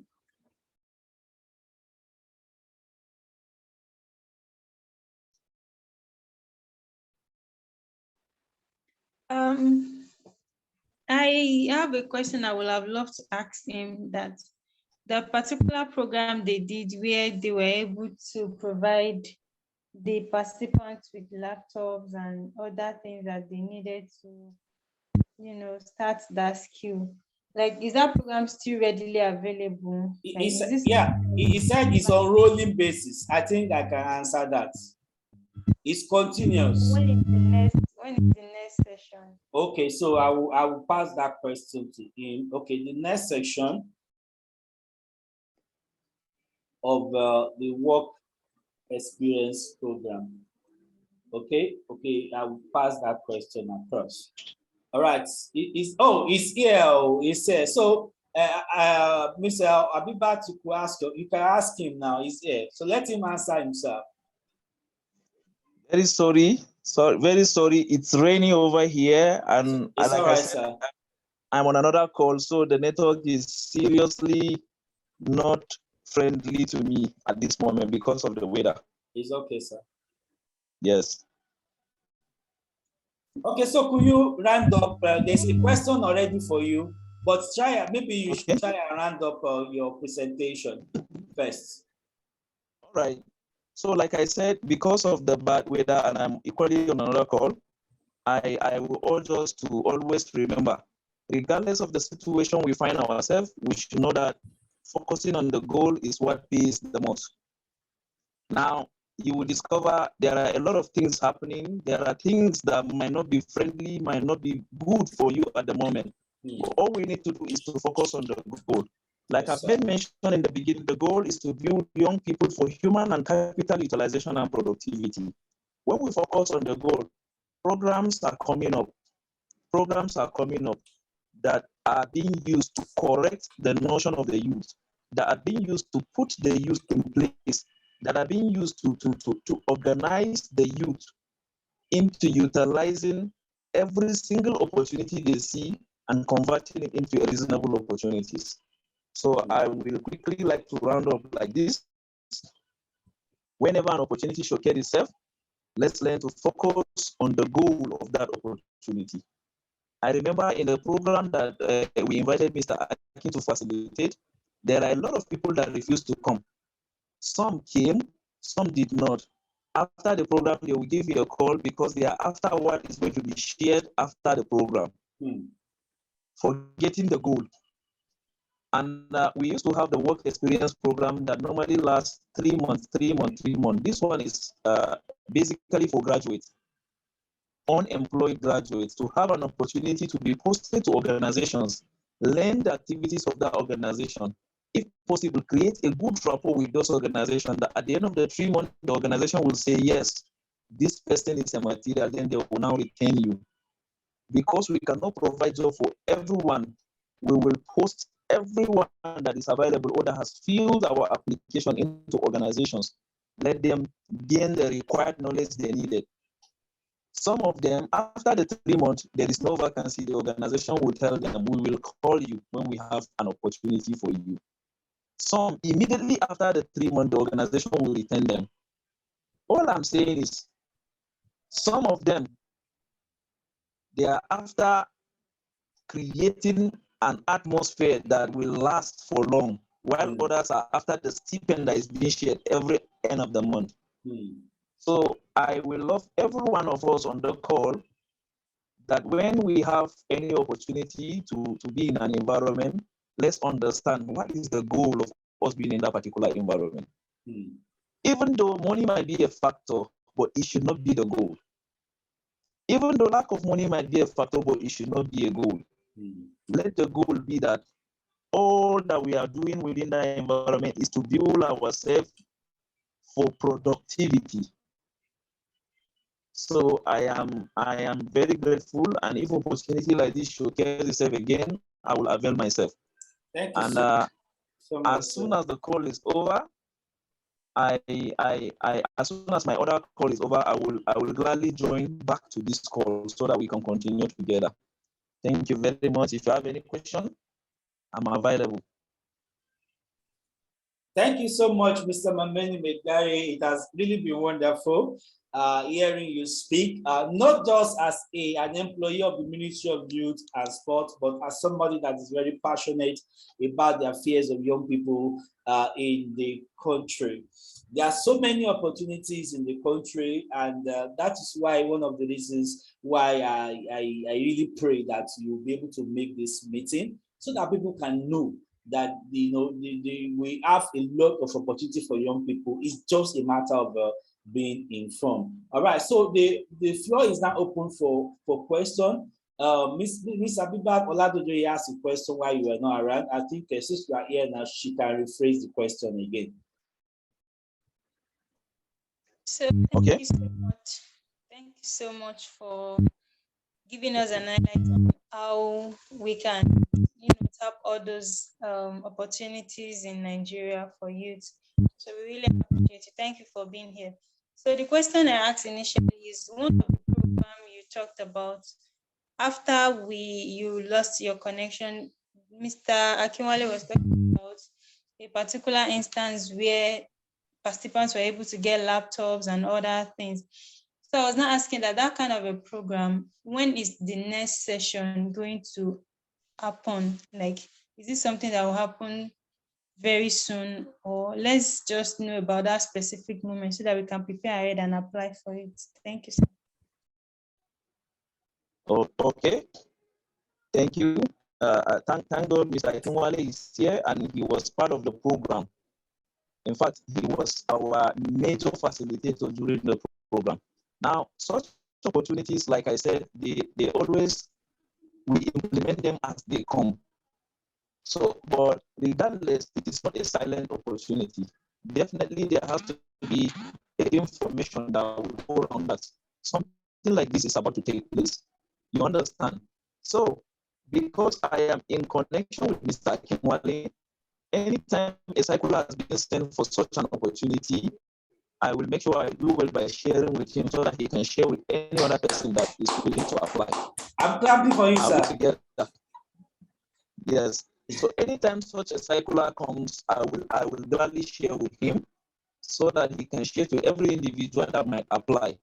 And if you apply, you're on this call, make sure you inform him that you have applied so that he can revert back to me, and then I will check and see where we can come in and help. There is a one that they did recently. After the program, they shared money. They shared money to the participant. There is a one they did for 3 months. They have been giving the participant 30,000 for the period of that 3 months, like I mentioned. Wonderful. So all these ones, as they come, I will gladly inform him so that he can relate to every individual that is interested. Let's just keep in touch so that when you apply, we know that you have applied. If there's any way I can help within my power, I will make sure I do that. Wonderful. Thank you very much. Wonderful. Thank you so much, Mr. Mamani Megari. Thank you, sir. Thank you so much. I really appreciate that. Okay, any other question? Any other question? We have the Ministry of Youth here. This is about the representative of the Ministry of Youth and Sport. Please ask him any question you want to ask him now. All right, let's take advantage of this opportunity. If we have questions.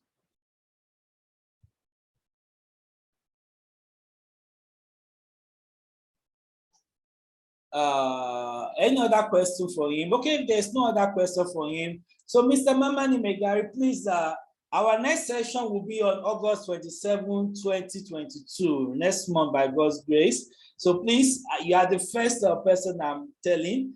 So I'm extending your invitation, officially and informally now. All right, so please help us mark that date. Okay, by next month, we believe God that by then we will have a bigger number of people in the house. We need this information. We need this information for young people in the country. So many things are happening in the country. People are complaining, yet people are succeeding. People are complaining, and yet young people are making waves. So what is wrong? Why is it not circulating? And it's just a matter of information, being in the right circle, knowing the right kind of people that can be able to move your life forward. Mr. Mamani Megari, I'm very happy. I'm very grateful for your presence and for what you have shared with us today. Definitely we'll be in touch, and we're going to have you again next month by God's grace, on August 27, when we're going to be hosting this session once again for young people in the country. Thank you so much for your presence. Okay, so thank you very much. Thank you, sir. So we are going to have a short break by 12 o'clock. By 12 o'clock, and before then, let us just use. I have a quiz session for us. Each of these quiz question is worth 500 naira. Right? Every question is worth 500 naira. So it's a matter of who first. So you're going to answer in the box. All right, you're going to answer the question in the box. The first person to get it right, all right, gets 500 naira. I have 10 questions. Okay, so if you are able to get the 10, that is 5,000 naira for you. Okay, for weekend pepper soup. Okay, so if you are able to get every one of the question, all right. My Excel is my PowerPoint is loading. My PowerPoint is loading. So just a minute while the system is loading.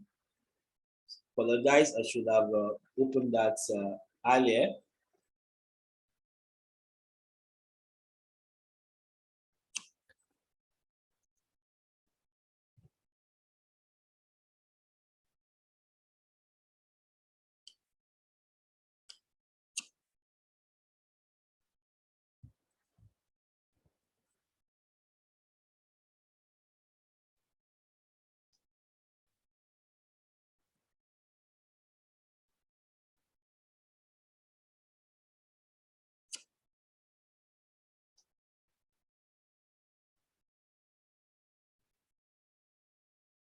Okay, let me share my screen. For the next 30 minutes, we'll go through this quiz. I hope we are going to have winners. Quiz is for you to determine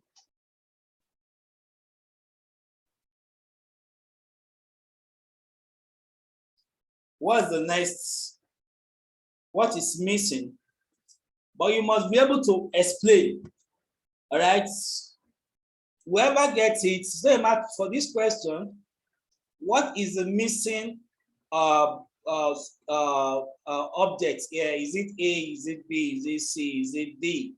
All right, but if you pick an answer, you must be able to explain the rationale behind your answer.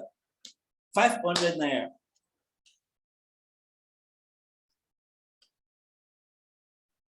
I hope you got that.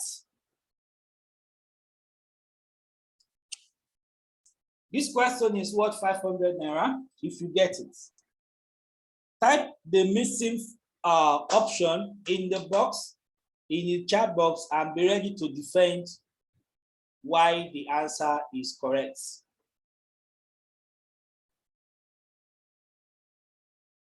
So we are young people, we should have,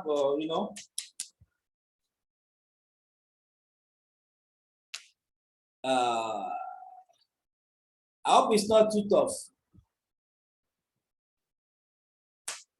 Somebody is saying this guy doesn't want to share this money, or he's just, that's why he brought this question. Can we try it? Okay, I have a response. All of you say it is D. All right, let's have the options first before we now ask them to defend their option. So we have one option. All of you say it is D. So this question is worth 500 if you are able to answer and defend. Okay, we have another trial. Okay, Israel say it is B. Let's take one more. Okay, Mr. Mamani say it is D. Any other option?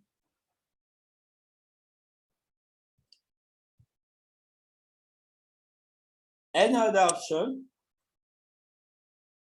Remember I said you must be ready to explain why you think it is that answer.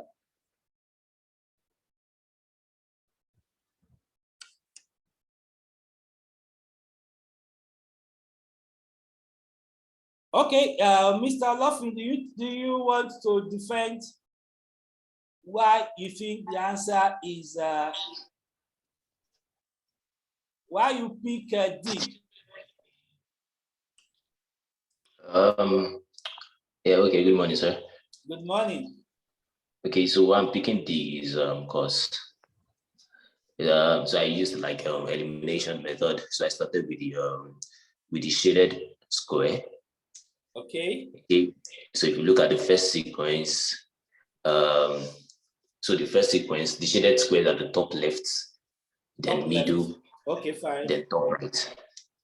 If you look at the second one too, it's at the middle. No, it's at the middle left. I don't know whether you understand what I'm saying. Then the second one is at the middle. Then the last one is at the right hand. Okay. So if you look at the last sequence, so it's down. I mean, down left. Then the second one is at the middle. Then automatically it means the last one will be at the down right. Okay, so D. To automatically eliminate A and C, so I'm left with B and D. Okay, B and D. Okay, let me. Okay, fine. So you chose D. Yes, I chose D. So D, and I took the arrows to did something like that. So where if you look at the arrow for the first sequence to towards it's down left, middle, down right, middle. So up, right, middle, then upright too. Basically, okay. I don't know whether you understand, sir. Okay, I got it. All right. Okay. Isra, you said B. Why B? All right, okay, thank you. Basically, the reason why I went for B is that looking at the directions of the arrows, find basic. We have one that is shaded, which is the rectangular one. Then we have the one that is circled, which is actually open. So the arrow is actually pointing virtually to one direction or the other, pointing towards either the shaded rectangle or the blank circle. So now, but when you want to look at the option A and C, we don't really have that kind of option overlapping of the rectangle and the circle. So I have no, that one is not being considered to be an option, but rather B and D tends to be like the answer. However, so looking at the arrow as well, I discovered that it's option B that is having a arrow being directed to either of the circle or the rectangle. But when we want to look at D, the arrow is actually off track, which cannot really be married to any of these other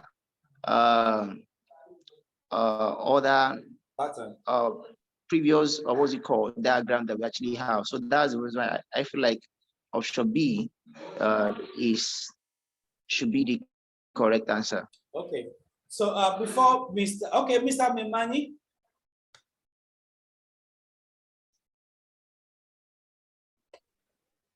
Mr. Megari? Yes, I'm with you. I have a mixed feelings of the answer. Okay. Why? Because if you check out the arrows, yes, C, the arrow at C, option C, is pointing downward. Yes. And then the arrow at option D is pointing upward. Okay. Regardless of the four corner shaded square and the circle, yes, I want to consider the arrows. So in the quiz box, I said D, but in my explanation, I'm going with option C. Option C. Yes, sir. Okay. Okay. What about, Mr. Sulaiman Badara say C. Will you defend your decision, sir? Mr. Sulaiman. Yes, C, because when you look at the first pattern, the square box was at the far right, the left, sorry, from my angle. So on the next point of the box, it went in the middle. Sorry, yeah, which country are you joining us from? Which country are you joining us from? Sierra Leone. Wonderful. So I just want us to know that we have an international in our midst today. So thank you. Much love from Nigeria. We are very, very proud. So I'm even doubting if I will get my money. Pardon? I'm even doubting if in case I win it, how will I get my money? We will talk about that. We'll talk about that.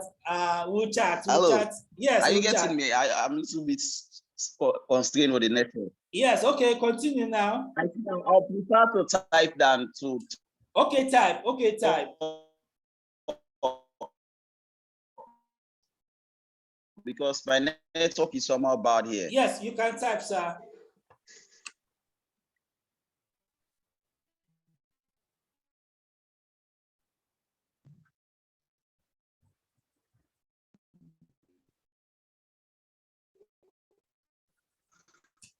Okay. Like I was saying, from the center, the second box middle, the there was a shifting position for the circle. Okay. Instead of you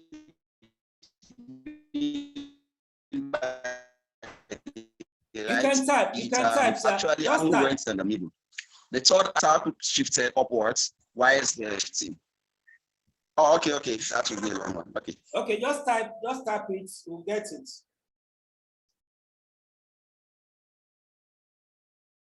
Now, as he's typing, I must say that young people in the house, see this diagram is something that you must master. For you to get jobs in Nigeria oil industry, I can confirm this to you. You need to master this. All right. Most oil companies in Nigeria, this is the test they use. All right, for you to be able to qualify. All right. There is also another big organization that recruits Nigeria for international job. They call them crossover.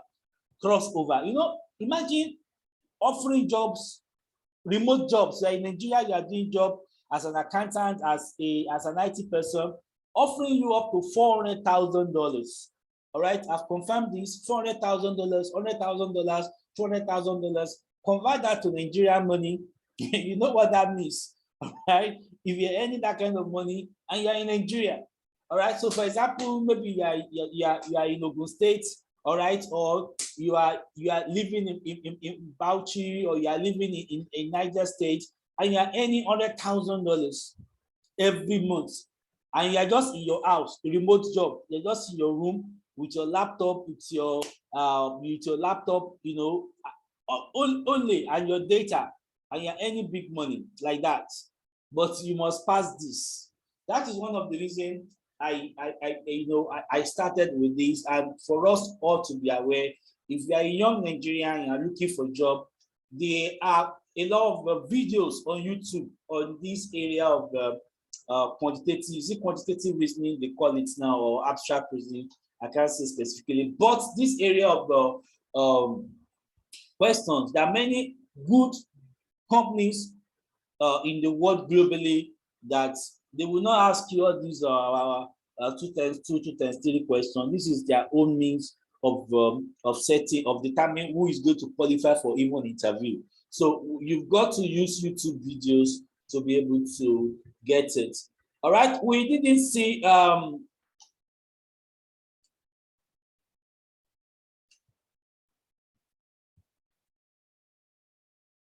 Suleiman, we didn't see your typing. Yes, I'm trying to do it, but it's a bit difficult here. It's raining heavily and the children are disturbing me. Okay.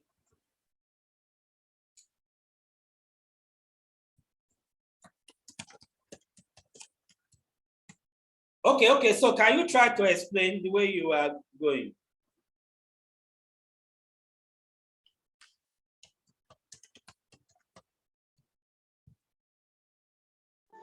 Anyway, I'm a bit wrong in quantitative reasoning, but actually, from the patterns being shifted, I thought it was that it is C. My explanation might not be clear, but looking at the entire patterns. Okay, looking at the entire pattern. Okay. All right, actually, C is the answer. C is the answer. And being that Mr. Sulaiman was the first person actually to get it, Mr. Manitou got it later. I think he answered initially he said D, then he later discovered that the answer is to C is better. All right, but because Mr. Sulaiman has said it earlier, all right, so the price is going to Mr. Sulaiman for this. So 500 naira. So we'll talk with, I will give you my number. Then we're going to chat, or now we're going to do the conversion. So don't worry, there are so many international ways to transfer money now. So that is not a problem. So congratulations, Mr. Sulaiman Badara Sese, all the way from Sierra Leone. Okay, so that is question 1 on quantitative reasoning. So let's look at the second question.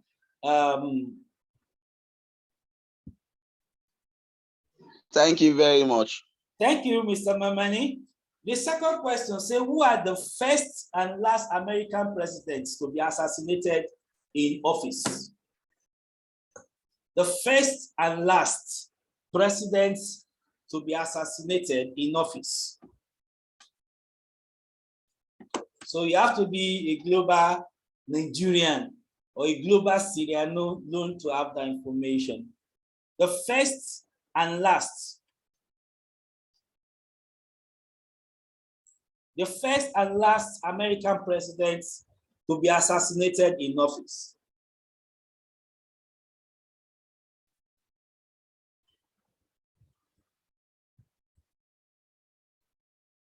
First and last American presidents to be assassinated in office.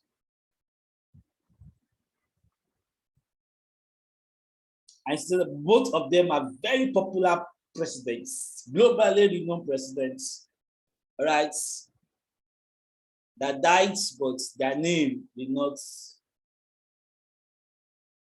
I hope it's not too tough. You're allowed to Google, you're allowed, you know, it's digital world. So you're allowed to Google is your friend. Google is your friend. So young people are supposed to be able to be people that can do research. So go online. So I have my first answer, first and last, first and last. So we have to get two presidents, first and last. Okay, Mr. Olofin got it. All right. Is the first president to be assassinated was Abraham Lincoln, and the last president to be assassinated was John F. Kennedy. John F. Kennedy. All right. Abraham Lincoln was assassinated in 1865. All right. James Garfield was assassinated in 1881. 1881.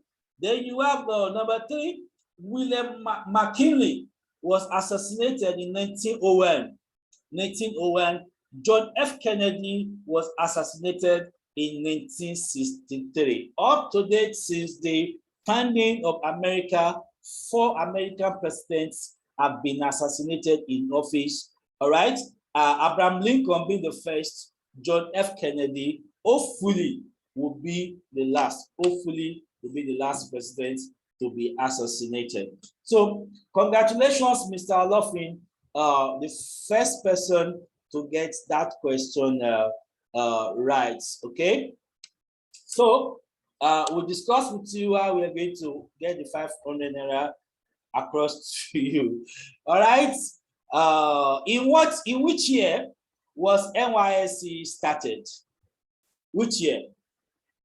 National Youth Service Corps. National Youth Service Corps. We have a core member in the house, so I hope. What year? National Youth Service Corps. All right, Mr. Israel got that. The answer is 1973.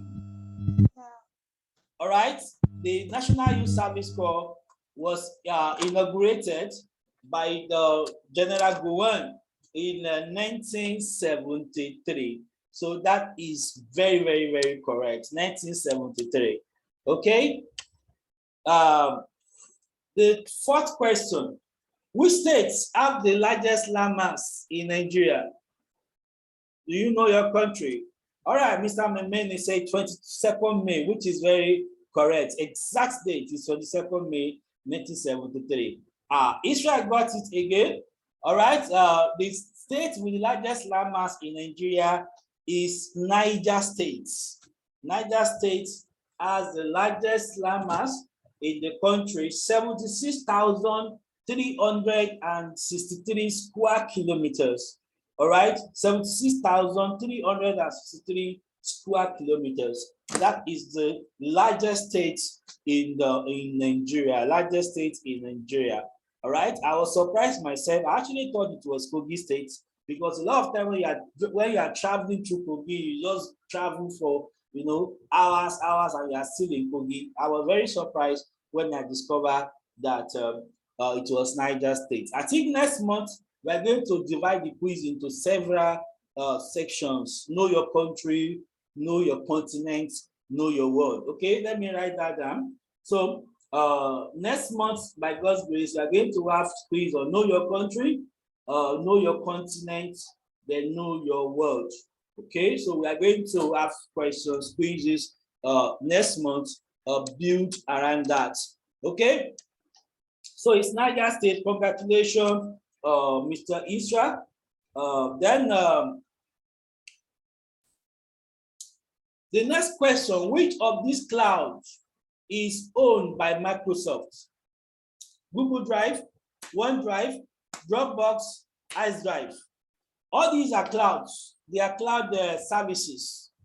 I know every one of us here use cloud, but which one of them is owned? All right, Mr. Olofin got it again. Okay, number 5 question. OneDrive is owned by Microsoft. All right, OneDrive is owned by Microsoft. Okay, so the others are owned by other businesses. Okay, Mr. Sulaiman, okay, 2 got it, but Mr. Olofin got it first. Okay, Mr. Olofin got the answer correct first. So the answer is B. Okay, let's look at the sixth question. Which of these cloud models is most likely to be used by programmers? So IT people will have an edge here. Software as a service, security as a service, platform as a service, infrastructure as a service. Now, Google is still our friend. So the idea, wow, we have an answer already. Hey, platform as a service. Mr. Olofin, who art thou? Okay, Mr. Olofin got it again. Platform as a service is a cloud infrastructure actually for programmers, developers. Why would you want to have your cloud environment in your development environment by yourself? Instead of having it by yourself, they have cloud providers that will provide the environment. All you just need is to log in and write your codes. All right, platform as a service. Thank you, Mr. Olofin, for that. Then look at question 7. What substance are nails made of? If you pick your nails, all right, you see how hardened and tough it is. So what is the substance that if you analyze nail, what is the substance that make up nails? Nails, our nails. All right, what is the substance that make up our nails?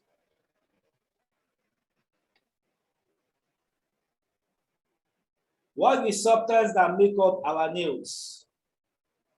I hope it's not too tough. Okay, we have an answer. Mr. Sulaiman say iron. It's not iron. It is not iron. Yes, Israel says keratin, and that is the correct answer.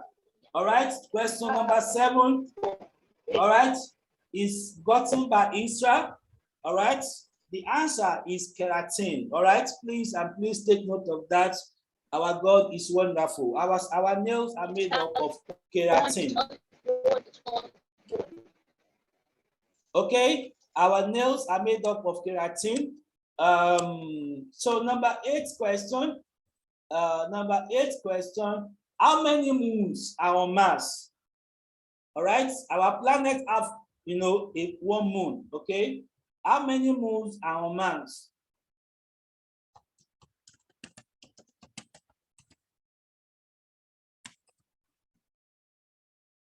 Israel says 3. Olofin says 2, and that is the correct answer. All right, that is the correct answer. All right, Mars has 2 moons. Mars has 2 moons. All right, Mars has 2 moons. Is that not wonderful? Okay, question number 9. What is Brother Shaggy's real name? What is Brother Shaggy's real name? Oh, I missed something. Israel says Abiba got it for. I missed. Oh, Abiba, sorry, on the moon. Okay, question 8. It was Abibat. I missed that. Wow. Sorry, please. Thank you, Israel, for allow me to allow me to get that information. I didn't see that. All right. Brother Shaggy's rename. Brother Shaggy's rename. Oh, Mr. Olofin again. Samuel Anima Shaun Perry. His name is Samuel Anima Shaun Perry. All right. So that is question number 9. Okay. The first person that got it again is Mr. Olofin. Okay. Mr. Samuel Anima Shaun Perry. Okay. That is Brother Shaggy's real name.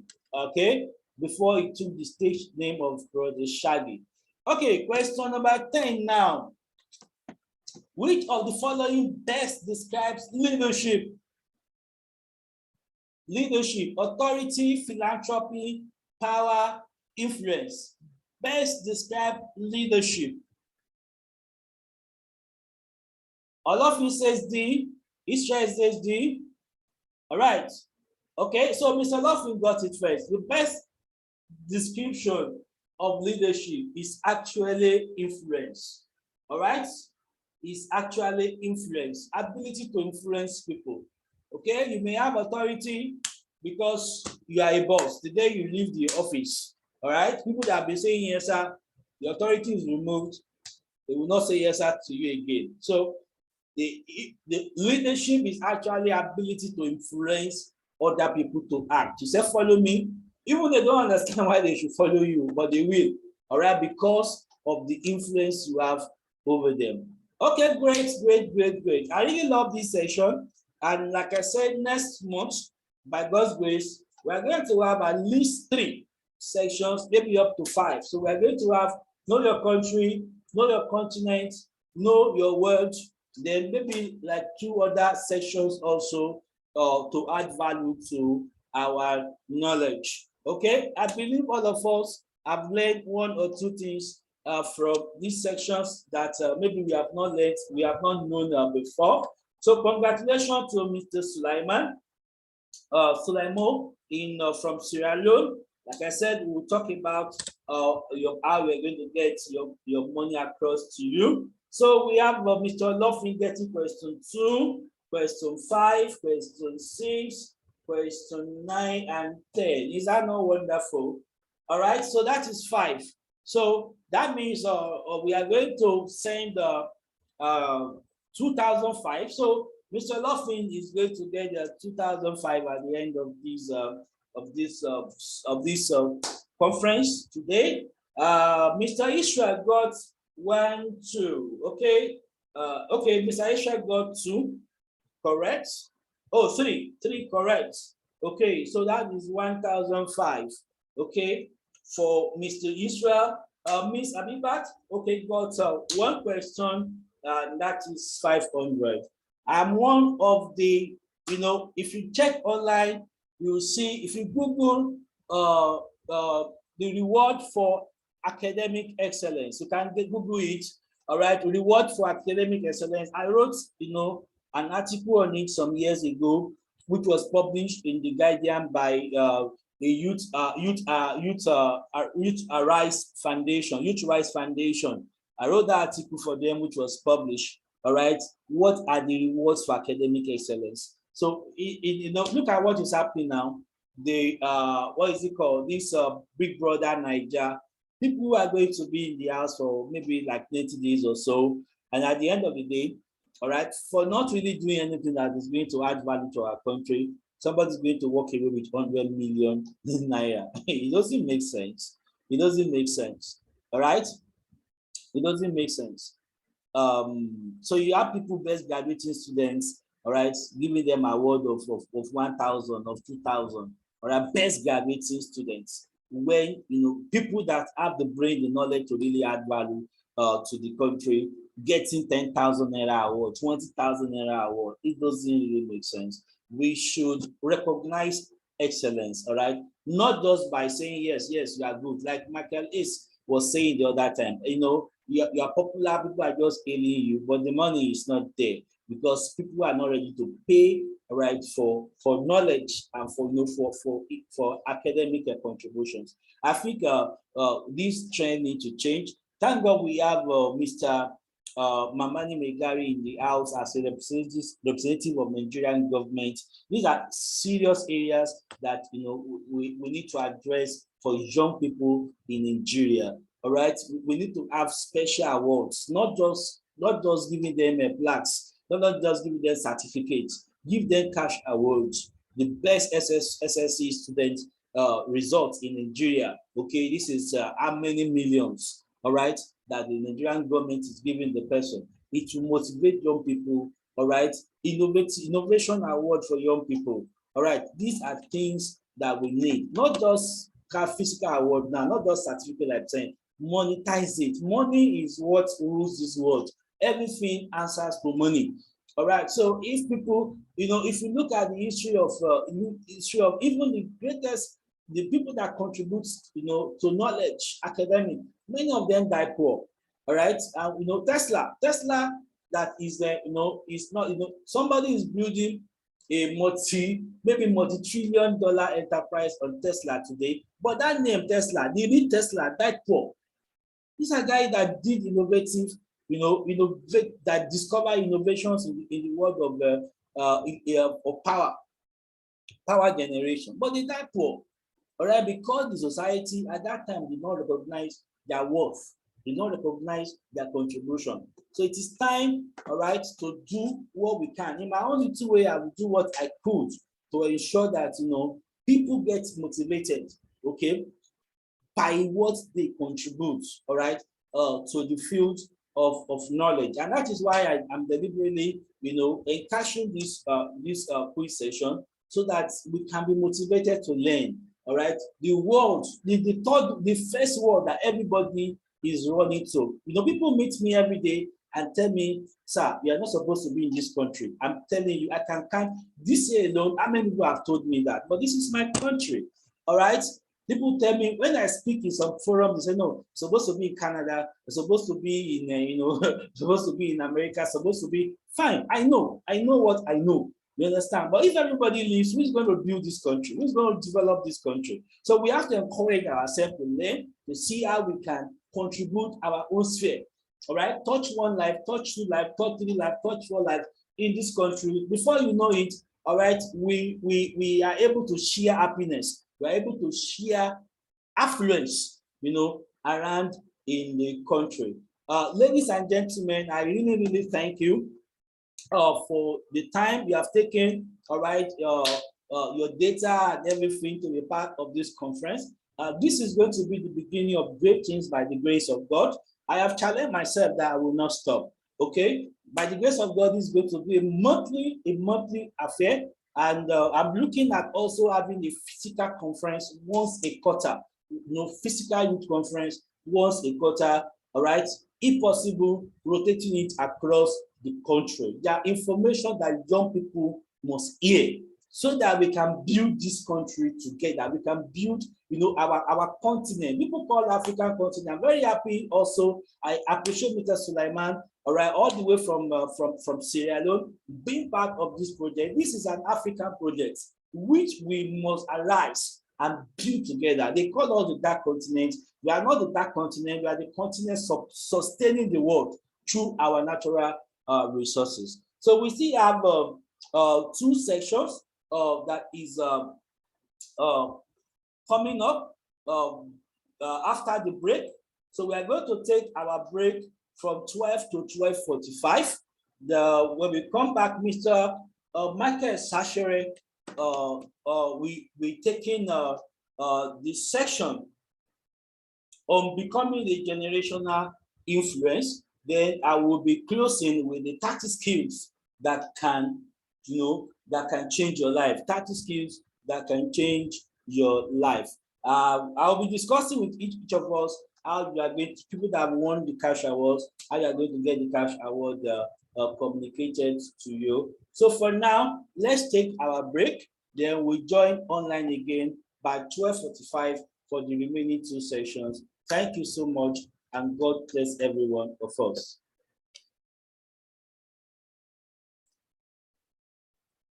Or do we have questions? Do we have questions? Any questions, comments before we will go on break?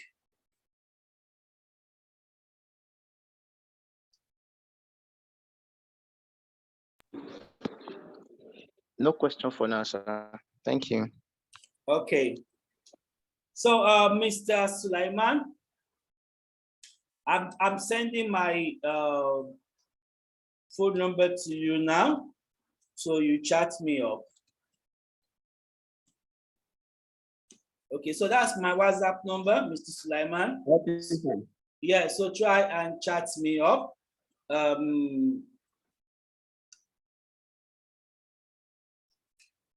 Also, Mr. Luffin, try and chat me up. That's my WhatsApp number. Try and chat me up so that we can talk about your payments. Thank you. God bless.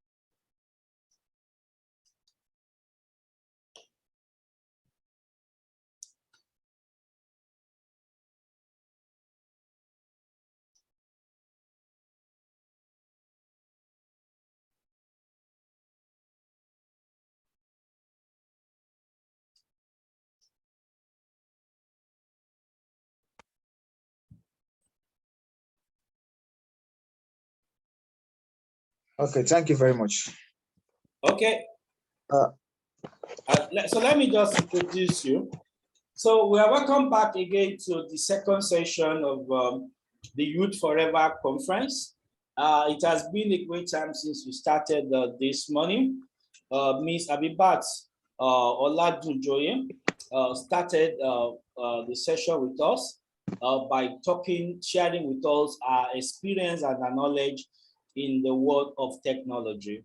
So she spoke on young people, opportunity for young people in tech. And it was a very, very fruitful session where she shared with us diverse opportunities that we have for young people, not just in Nigeria, but globally.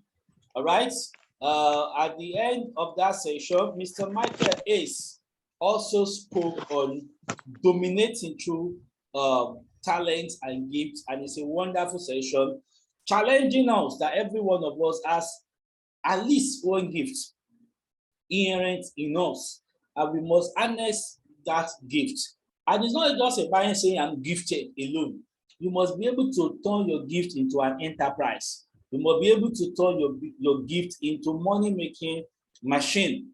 All right, being able to monetize your gifts and talents. Then we were privileged to have Mr. Memani Megari with us all the way from Bauchi State, speaking to us on on the programs that the Ministry of Youth and Sports have for young people in the country. And he promised us that in this youth conference, is going to do everything he could to make sure that subsequent programs of the ministry, all right, we are going to be, beneficiaries as these programs are coming up. Okay, so then we went for our quiz. Basically, so we had our first quiz, which we said is a monetized quiz, and it was very interesting. 10 questions, and we had 10 answers at the end of the day from different people. So from there we went on break. So today, for the next session, we are very privileged to have in our midst Mr. Michael Olushola Shashere. Okay, Mr. Michael Olushola Shashere is a very young entrepreneur. I'm very, very proud to be associated with. He's somebody that has personally challenged me in the area of entrepreneurship. He's well learned and well skilled in diverse areas of endeavors. So he will be speaking to us today on becoming a generational reference. He'll be speaking to us on becoming a generational reference. So now, Mr. Michael Olushola Shashere, okay, you have the floor now. Please, we are listening to your presentation. Thank you. Thank you very much. Good afternoon, House. Michael, yes, I'm Michael Olushola Shashere. I'm privileged to be part of this meeting. I am grateful for the privilege. Thank you, Mr. Akinwale Akindiya. Let me go straight to the business of today. I was given a topic on how becoming a generational reference. I hope everyone can hear me clearly. Yes, I can. Okay, thank you very much. Just as he said, I'm an entrepreneur, I'm a serial entrepreneur. I engage in many activities, and these are the kind of example also that can make a generational reference. The Bible said that whatsoever your hand find do it with all their might. So I want to start my presentation, my speech, my lecture from the angle of essence of our existence in this world. When we are born, many people appreciate our parents and people rejoice that, yes, we came to this life. And along the way, as long as we grow up, often and often we start having some dreams. Like me now, when I think when I was in primary, maybe like primary 2, or let me say basic 2, I had dream of becoming a pilot. That yes, I want to become a pilot. You know, all those kind of dreams that we have from childhood. Some are fulfilled for some, why some couldn't make it to fulfill those parts because of one or two other challenges. So there are so many challenges that affected mine. So I changed from science class, from the SS, I changed to art class. So gradually I become the person who I am today. So now, from that, becoming a generational reference starts from first discovering who you really are. That's number one. There are so many lucrative talents in this world now. There are so many, everything, like every angle of business, every angle of potential is well sellable. But you cannot just jump into like hearing that, okay, oh, what is selling on is for you to just become a pastor, then you have your tithe and offering, then you just jump into it and start a ministry. It doesn't work that way. Oh, what is making money now is to be a blogger. You have to firstly discover who you really are, your potential, where it lies. That's number one. Making that discovery is not limited to your own knowledge. That is why the Bible said in the book of Matthew, chapter 7, verse 7, that find, you shall what? You shall seek. Say, knock, it shall be open. So you have to consult God first. And he said in the book of Jeremiah, chapter 30, verse 3, he said, there are still so many mysteries that is still going to happen thereafter tomorrow. So he said he will answer you where you call on him. So you have to acknowledge God first. Acknowledging God, then make you to discover where your potential lies, where your destiny really is going to be. That's number one. So from there, after discovering who your identity in the place of this earth, you know, we are more than 8 billions. So Elon Musk is in the angle of automobile and some other technologies, like Tesla's is the one in charge of Tesla and other field. Same as Bill Gates, Jeff Bezos in different parts. All these people, Dangote in the part of foods, agriculture, you know, series of investments, building, construction, a lot of things like that. So you have to know where you belong to in this category. Dayo Amusa doesn't choose a way of becoming someone like Follow Nshalakija in the place of business. He chose to, Toby Amusa rather, she chose to be an athlete and she became a world champion. So you have to understand where your potential lies. So that is the area of discovery. Second, after discovery is the aspect of training, aspect of research, aspect of incubation. You have to be diligent. You discovering your potential, you discovering where you belong to. You have to lay low, you know, submit yourself under teaching, submit yourself under research, submit yourself under knowledge seeking. Be humbled enough to learn from every angle. If you cannot learn from any part, it will be very difficult. You can learn from anything, you can learn from nature, but you have to get it right. You have to know who your mentor is going to be, who is going to be your role model, who is going to be your father. I'm not talking about your biological father. Your biological father may be your father, but in that area of your potential, who is going to be your father indeed? So there's something called incubation. Incubation is another department in the angle of training, in the angle of seeking knowledge. You can sit down in your room, press on Google, okay, what's this? What's this and that? You can study books, you can do a lot of things. But when it comes to incubation, is a time of total silence, time of total quiet, where you'll be heated, where things will confuse you. It will be like you don't even know what you are doing again. So there's time of incubation so that you can get things right. I hope I'm communicating. Yes, very well. Thank you very much. Yes, sir. All right, thank you very much. Now, getting this done,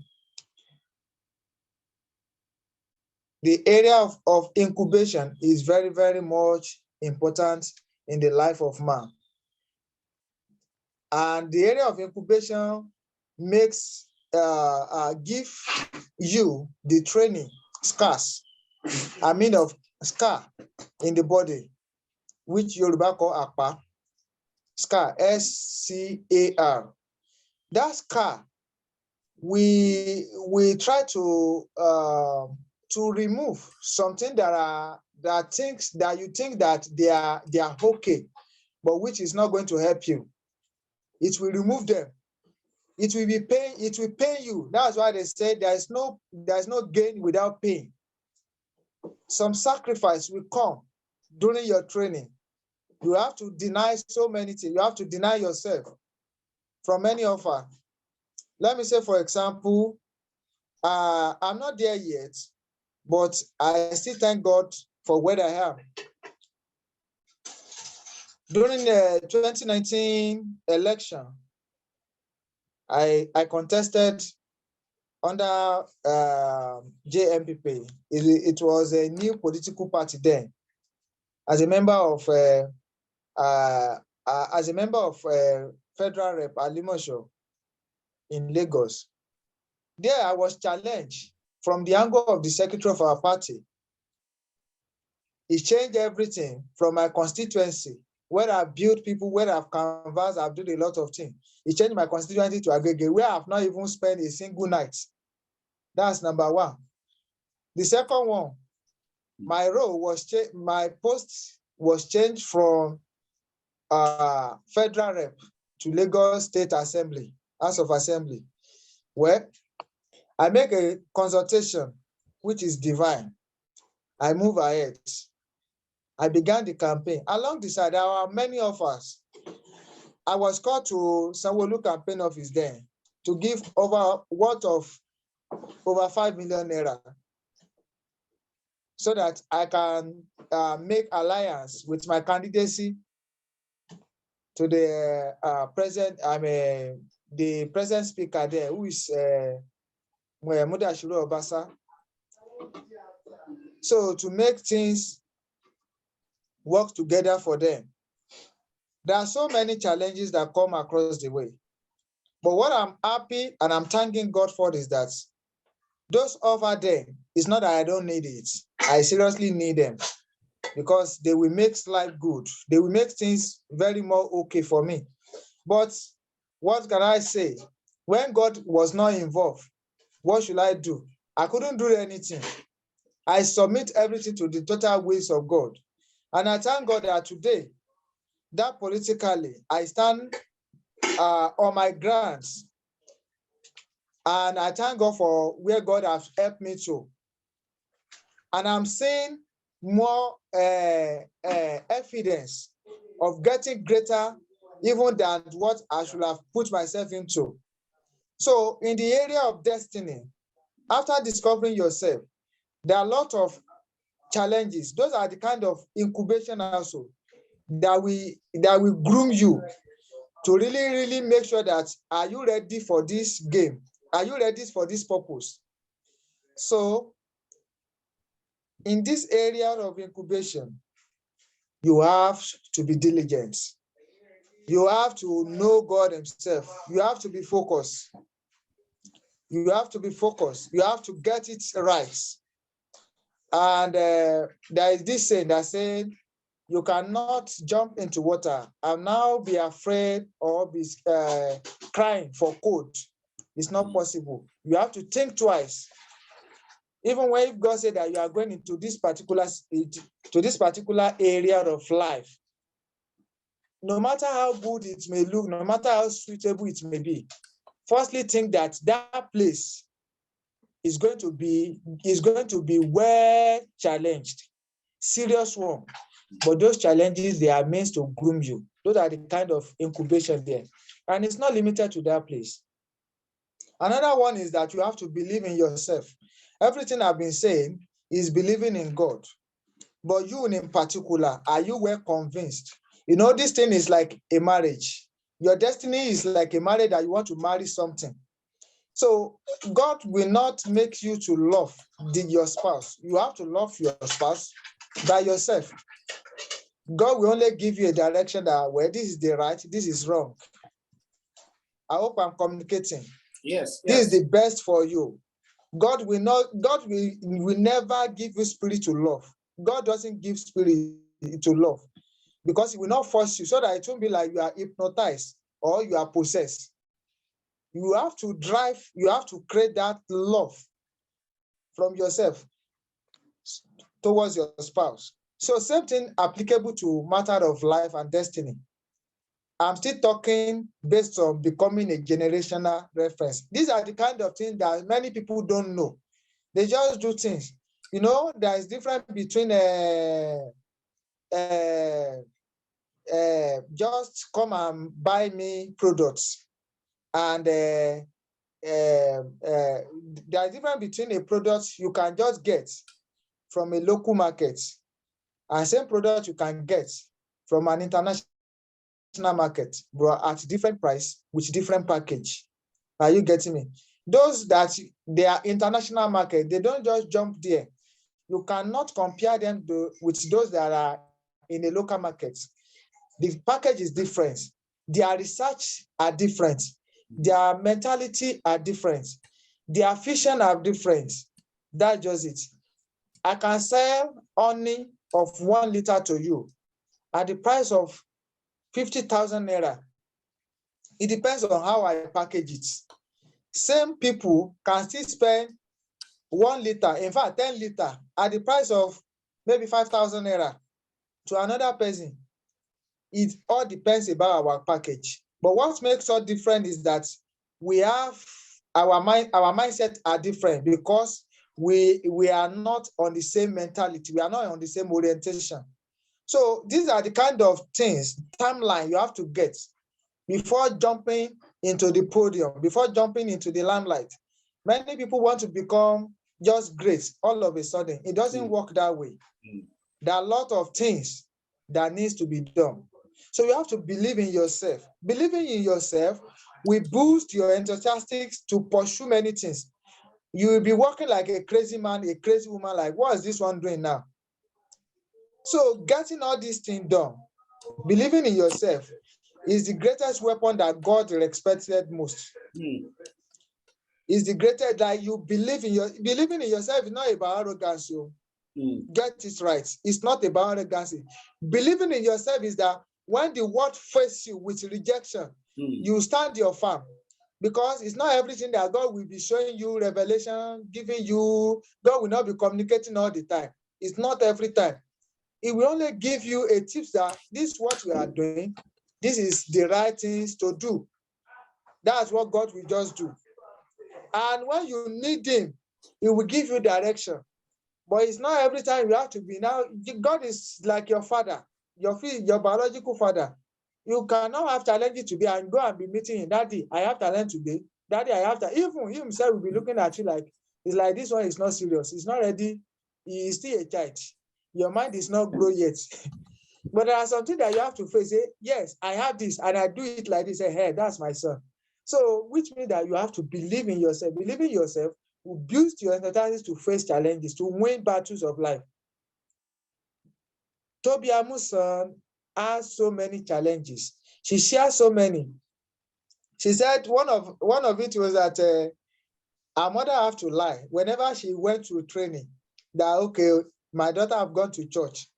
The day that the father destroy all her kits, all the materials used for her career. Yet she did not relent. She not even look down on herself that, well, I'm a woman. I will end up in one man's house. Somebody will eventually marry me. One thing like this. She continued running the race of destiny, and she eventually got results. Now she has become generational influence.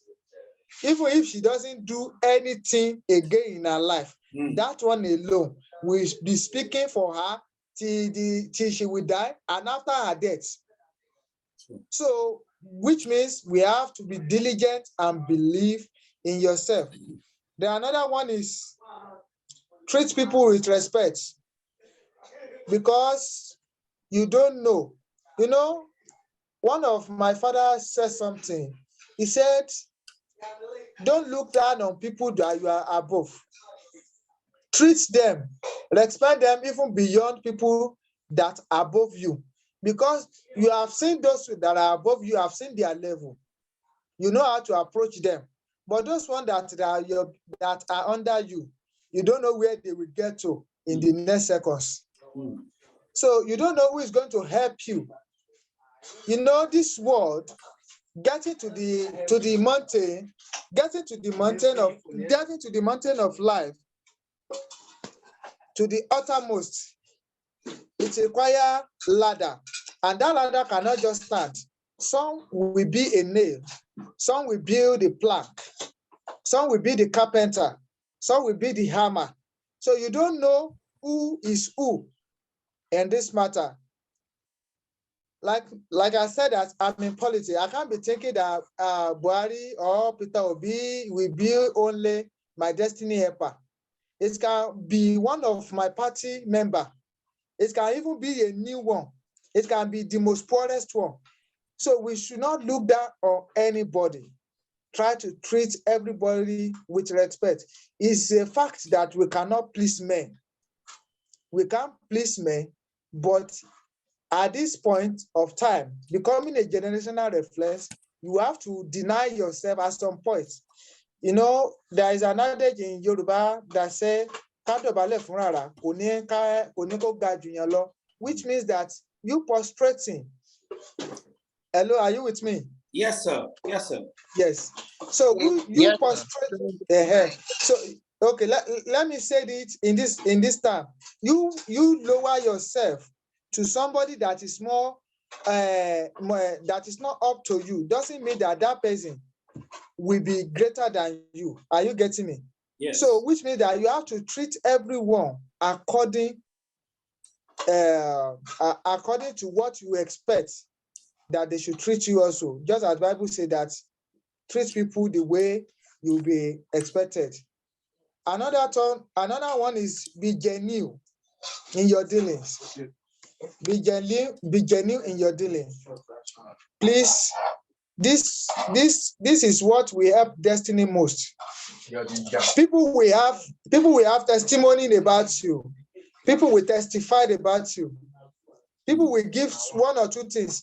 Just as what is trending now. There are a lot of accusation about Peter Obi. Also, there are a lot of commendation that at least this man have done this, he have done that. But try and be genuine. That you are genuine doesn't mean that people will see you as a saint. Even Jesus was crucified. But with all his crucifixion, with all his challenges, with all the crisis, majority still believe that Jesus lived as the most outstanding one before he died. Same as Prophet Muhammad. He lived an outstanding life. And many people will say that he has done this, he has done this bad, he has done this evil. But people still know, his followers still know that yes, because if he was not genuine in his dealing, he can't have that kind of number of followers. It's a law of nature. If someone is an hypocrite, it's like that's what they say, that you are only deceiving yourself. If someone is an hypocrite, he cannot have much or even any followers unless you have people like him. And when it comes to these terms of people that you respect, you know that yes, there are some certain things that they have played genuinity And he has convinced people. It's not even about the message they even carry, but their personal character, about their genuinity. Even convince some people that, see, tell me that this man is evil. Because he has done this, I will follow him till I die. So it's very hard to convince those kind of people. That's just it. So be genuine. And your genuinity also will help career. What you are doing. They say, I know that man can never fumble. Even if he has done this kind of thing, that look like he disappointed. Definitely something has happened beyond his or her control. So another thing is showing interest in other career, showing interest in others' life. Don't be selfish. Even if you don't have money, let them know that yes, their career also matter to you. That is area of anonymous generational influence. When I was in kindergarten, I'm talking of year 95, 90, yes, 95. Year 90, 94, 95. I was in kindergarten there. There is this woman, whenever she is provoked, you know, children, the way they misbehave sometimes. Whenever she's provoked, the highest thing this woman can say is that he will say, look at your eyes like my own. Look at your mouth like my own. That's the highest she will ever reacted, she will ever give as a reaction. No matter how stubborn the child may be, or he might have hurt her one way or the other. The highest, she never beats, she never curse. Even if she caught the child that the child is stole one or two things, she will never lay curses or abuse. She can only say, see, come on, shut up. Look at your head like my own head. That's the highest. But I can tell you that today, she has become a generational reference. I always say that I still have in mind to go to a graveyard to even go and remove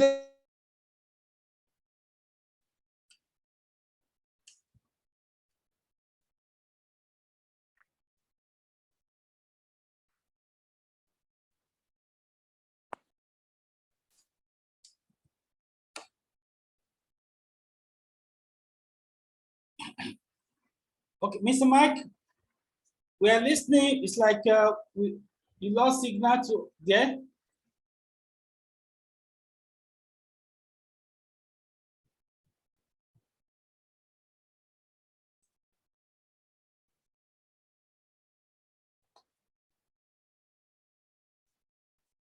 Hello, Mr. Mike. Oh, okay. Mr. Michael Sashara just lost signal there. I believe you are hearing me. He definitely is going to try to log in again. I've really been enjoying this session as Mr. Sashara is really challenging us, the Nigerian youth, of what we need to do to be a generational reference that can be spoken of. All right. He spoke about Toby Amushon, who has just, etched a name in history book for generations. And he said something that really touched me, that let's assume, Toby does not achieve any other thing again in life again. She has done more than enough. All right. I was reading somewhere that, for breaking the record she broke, I think the organizers, they gave her $100,000 just for breaking that particular world record. She was given $100,000, and that's a Nigerian. But it's not $100,000 by the current exchange rate. You know what that means. But what she has achieved is far more than that. All right, Mr. Michael is back. Are you back now? Yes, I'm back. Okay, great. So you can continue. I'm very sorry for the break. Okay, it's all right. I just have a technical challenge, and it has been resolved. Thank you. So, I was talking about showing interest in others people's life. That's being a anonymous legend. Then speak politely. People will hurt you. That's another one. People will hurt you. People will give. It doesn't mean that you should not address. There are some facts that needs that instant reaction that needs to be. But whatever things you want to do, either to address something that is not right or not, let your response, let your reaction be very, very a politeful one. Then also have a smiling face, you know. that's a magic that attracts people most time. You know, even if we always, even the most evil one, we still smile on the poster. So either she mean it or not, have a smiling face. Then let's be helpful. Be helpful in terms of be someone that people can reach out to. Everything is not about finance, but when people want to seek counseling, advice, they know that this person is knowledgeable. This person is like King Solomon. Are you getting me? This person is this person is that. Let your personality be helpful to others, so that whenever they have issue, like the way we cried unto God when we are confused, let your life also portray that. That are some of the basic father I want to give regarding becoming a generational reference. Now, in terms of career, I talk about discovering your potential. In terms of career, let me go into the field of entrepreneurship. What differentiates an entrepreneur and ordinary business fellow is just simple. It is just one thing. The two are on the goal of making profits, but there is one difference between them. The first is to sell business so that it can earn a profit. Is to sell a particular product so that it can earn a profit. And the other is to reach out to people's needs so that it can also earn a profit. Now, in your career, what do you think people lack? How do you want to contribute? Bill Gates was lost for good 2 days, and his mother was finding him. Gates, where are you? Gates, where are you? And after the 3rd day, his mother discovered him under a staircase, hiding himself. The staircase of the house, hiding himself over there. The mother asked him that, I've been calling you, but you did not respond. I've been finding you. Why have you chosen to punish me? And in reply, his mother said, Mom, I'm thinking, don't you think? That was just his response, said, I am thinking. So he was meditating for that period of time. It doesn't mean that he was just there for 24/7, being there, but he finds all times that he's supposed to be sharing with family, playing all here and there. He isolated himself in that place so that he can think, he can reason, he can discover. He was thinking about creating solutions to the problem of the world. That's the basic life of entrepreneurship. As an entrepreneur, I can be in the midst of people that are selling rice. We can be like 10, 20 selling rice together. But as an entrepreneur, I will stand up. People will be thinking that maybe I'm doing magic. No, it's not that I'm doing magic. Those one can be selling rice at the price of maybe 30,000. And I know that way, if I put my own 31.5, I will surely eventually get massive, a kind of encouraging profit. So while others will be selling like 10 bags in a day, when I've already sells like 50, 60 bags, I've gotten profits more than them. More so, I've impacted people's life because I make the burden of the price. to be well flexible, to be lower. So that is the area of entrepreneurship. Dangote said something, said, I want my products to be in every home, every of Nigerian's home. And I know you and I, you have, at least you have tasted Dangote product in one way or the other. Even if you have not tasted the salt or rice, well, what about the building you are living? Can you deny that cement was not used to build that house? So that just it. Coca-Cola started with the aim of first getting all American army to have a bottle. They started with that fission. You know, when there's fission to do, fission will empower you. So you have to draft your fission down. You have to be focused and get things done. So I don't want to, because my time is already going, I don't want to say much, but I want to leave you with this before open avenue for question, that becoming a generational reference is require, first, knowing God; second, discovering your purpose, your destiny; third, be well trained, be knowledgeable, be skillful, get it right, get every needed equipment, just like a soldier, an army that is going for a battle. They have to be trained. They have to get necessary equipment.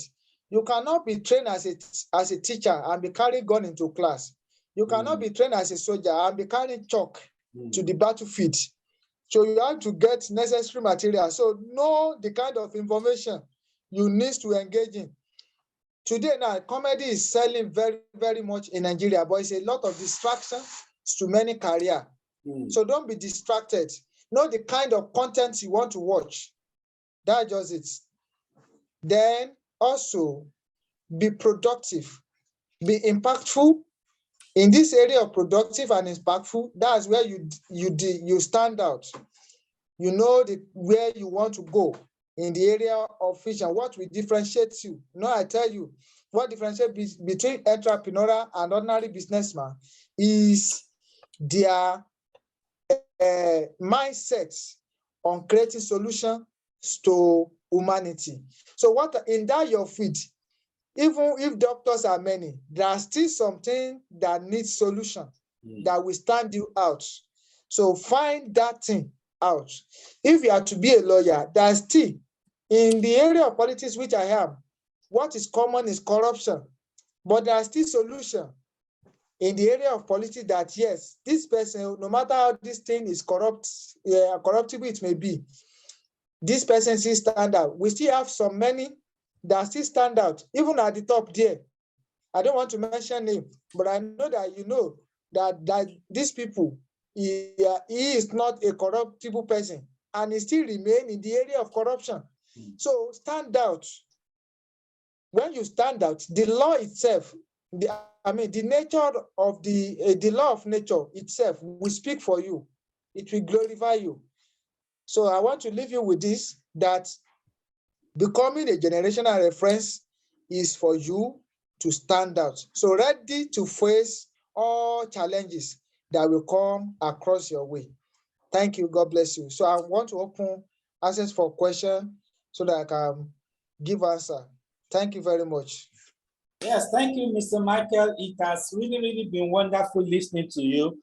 Honestly, I can really promise you that I will take my time to watch this session again. You know, you have given a lot of insightful, guidance that will really be of use to young people, not just in Nigeria, but all across the world. It has really been wonderful. A lot of nuggets, packaged into what you have said.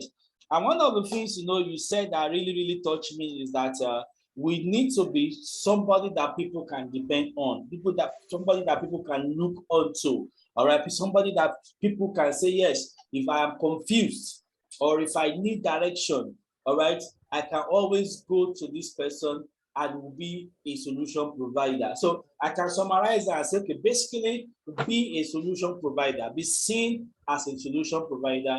You may not be perfect, all right, but people must be able to see in you that conviction of purpose, that you are somebody that is ready to add value to their lives. So thank you so much, Mr. Marcus Ashere. It has really, this is very, very insightful. Okay, and even your political side is something that I've not been very familiar with. I was quite surprised when you were mentioning that. But it's good that we now have a young visionary Nigerians that are moving into the field of politics. All right, we cannot all stand away from politics and be complaining from outside. So we can only change Nigeria from within the political space. So very good one there. So I don't know whether you have questions for Mr. Seshere before we round up for this session. Questions? Becoming a generational reference.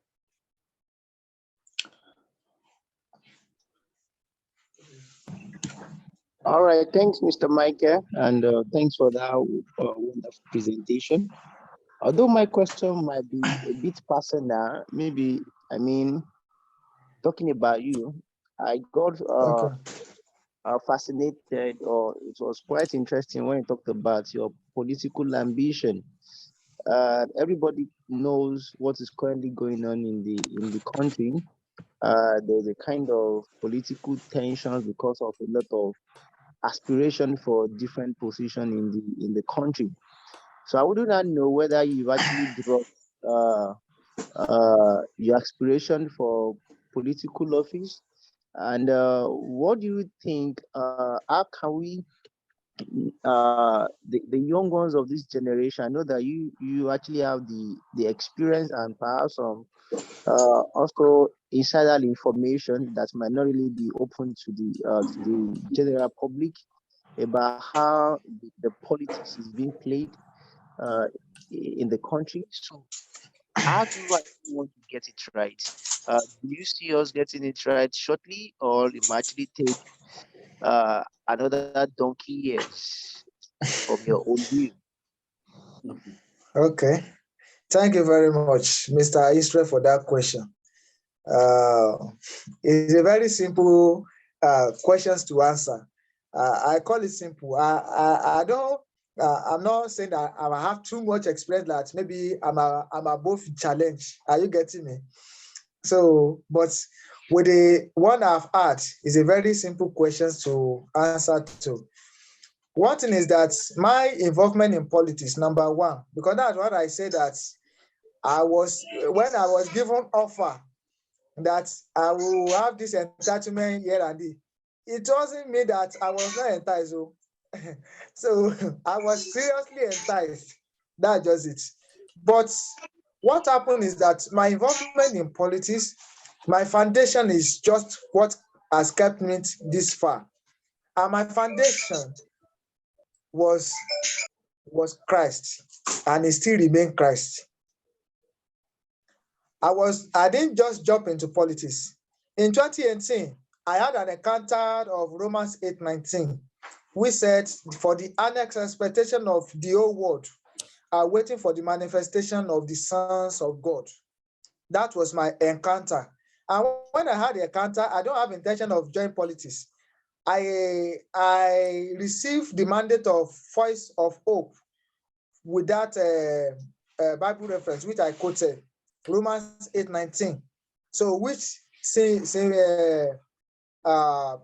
basically interpreted as the voice of hope, which means Christ himself in the hope, and the believers are his voice. So that voice cannot be hidden.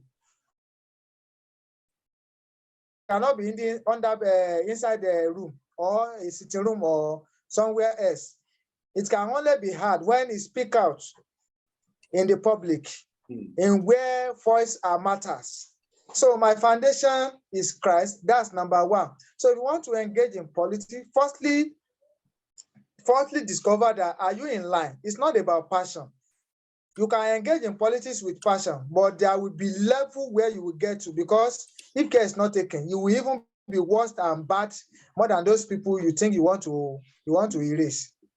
Your own will be even more evil, like your own evil will be like times 10 of them. They will not be the one to become and learn from you. Because when some doors open, your mindset will change and you will create ambition. Okay, now look at it. If not for Christ. Now, my candidacy then, apart from the offer that was given, now my entitlement is to be collecting 2.4 million. I don't know, maybe it has been raised. I know that it will have been raised now. 2.4 million as a basic salary in a month. And I'll be having my car allowance, 250,000 naira for car allowance every month. The one that is not really okay, it is the housing allowance, which is 800,000 plus there per year. It was only that one that was not really okay. I'll be collecting 350 for my domestic staff. Who are the domestic staff? Those one I will give like secretary and PA. And it's not done that it cannot not be reasonable that we'll be collecting 350 on their behalf. And you believe I'll be giving them 350. Are they going to be collecting 150? It's not possible now. So that's just it. And those are the basic and legal things that will be entitled to. What about some allocations? What about a lot of opportunity? And what about using even the office for means of fraudulent? Don't you know that all these our politicians, they are doing yahoo? You don't know that they will do a lot of things. The only thing is that they know that when their signature is part of the letter they want to send, things will click.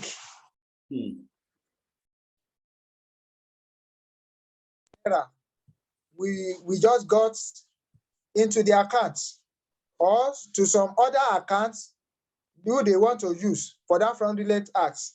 There are a lot of secret entitlement that even beyond that office, but that office will just give a kind of open door to do whatever you want to do. So, which is not limited to embezzle public fund alone. There are a lot of means of things. And go and look at it. Many of them don't build house anyhow. It's when they are not in a public office again, when EFCs cannot challenge them. That's when you'll be seeing that when they want to do burial, you'll be thinking that it is President Muhammadu Buhari is doing that burial. A common state or assembly candidate for that matter. So those are the things. Let your foundation first be Christ, so that you will not be tossed to and fro, because opportunity will come. Your passion will fade away. That's the fact. Opportunity will come. Like it will feel like, is it not you? You will feel like you have arrived. Once you step into it, even if that opportunity is just 50,000 naira, once you step into that corruption with that 50,000 naira enticement, you are gone forever. It's as very simple as that. So your foundation matter. That's number one. Then, even if God did not send you, if you discover that your destiny lied in politics, just like all these our politicians, their destiny lied there, either we like it or not. Buhari's destiny is in politics, because if not, he would have become a medical doctor and successful. He would have become a lawyer and successful. But purpose is what matters. Whiskey Olamide are singing is their destiny. They can't do. If Whiskey become a doctor, in fact, he will do operation and he may be even be jailed, because he will misconduct the operation. He will misconduct the surgery, rather. So that is why it is their destiny. But the purpose is in the hand of God. You can't know your purpose if you don't seek for God. So knowing your purpose, we know where you belong to. Now, as I'm telling you, I don't know, God may change the script, but my purpose in politics, I'm not seeing myself in the executive part. I've always been myself as a legislative member. So, as a legislator, so it will not be wrong for me because I'm into politics. And some people are now saying I am the next governor of this somewhere, and I began to campaign. That's a wrong thing to do. So you have to discover your purpose. Some people, they are just to be a special advisor. And that special advisor will be impactful. So you discover your area. Get your foundation first. Discover your area so that you will know what's to there. You need to be very, very prayerful. It's a thing that we all know. We don't need to deceive ourselves. Politics is beyond game of is my passion. Go and look at all those politics. See, I'm telling you, I only trust myself, only myself. Even that myself, if you say you don't trust me, I will agree with you because I've seen so far. I once have a father that I emulate so much. I know that even if he's praying like this, I'm still learning. But the day I discovered that this man is beyond Abijawarabi it was so funny to me. This is a man that if he's praying in the name of Jesus. So me, I'm still learning on how to do that prayer. So you have to trust yourself alone, but be equipped with the power of the Almighty. I don't encourage you to go and do food, but you can't start. You can't be neutral. Your passion doesn't work. Leave it, take it or leave it. Even if you're an ordinary ward member, as long as you step into any form of politics, because you yourself, you don't want to remain irrelevant. You want to be relevant. And the more you are creating relevancy for yourself, the more you are inviting crisis, battle, series of spiritual challenge. So you have to fortify yourself with the word of God. That meeting I told you that I went to, that was called about Sanwo-Olu, the day I want to go, I didn't just say in Jesus' name. I was handling every part of my body. Lord, my hand, my bottom, the chair we sit into. Lord, my smiling must not be misinterpreted. My this and that. There are a lot of things. So it's not hard. Politics is not hard when you have Christ, because you have peace of mind. You will sleep at the time that you like. Bible said that I will fight for you when you shall hold your peace. But most important is let God himself give you proper backup. When God gives you backup, when you want to pray, when God requires that you pray, you will find it easy.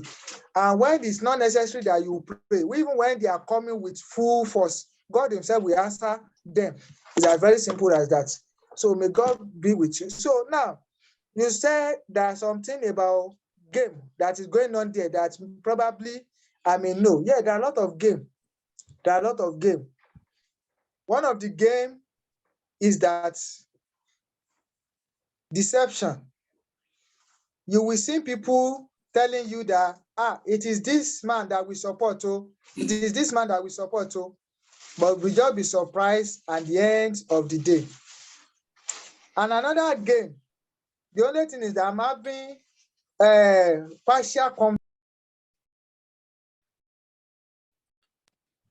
I'm having some conviction now that yes, the candidacy of Peter Obi is totally alone. Because politically, when I study it, it was a game for PDP. I want to be realistic with you. It was a game for PDP, but I can tell you that the movement did not believe that it will turn out this way. Are you with me?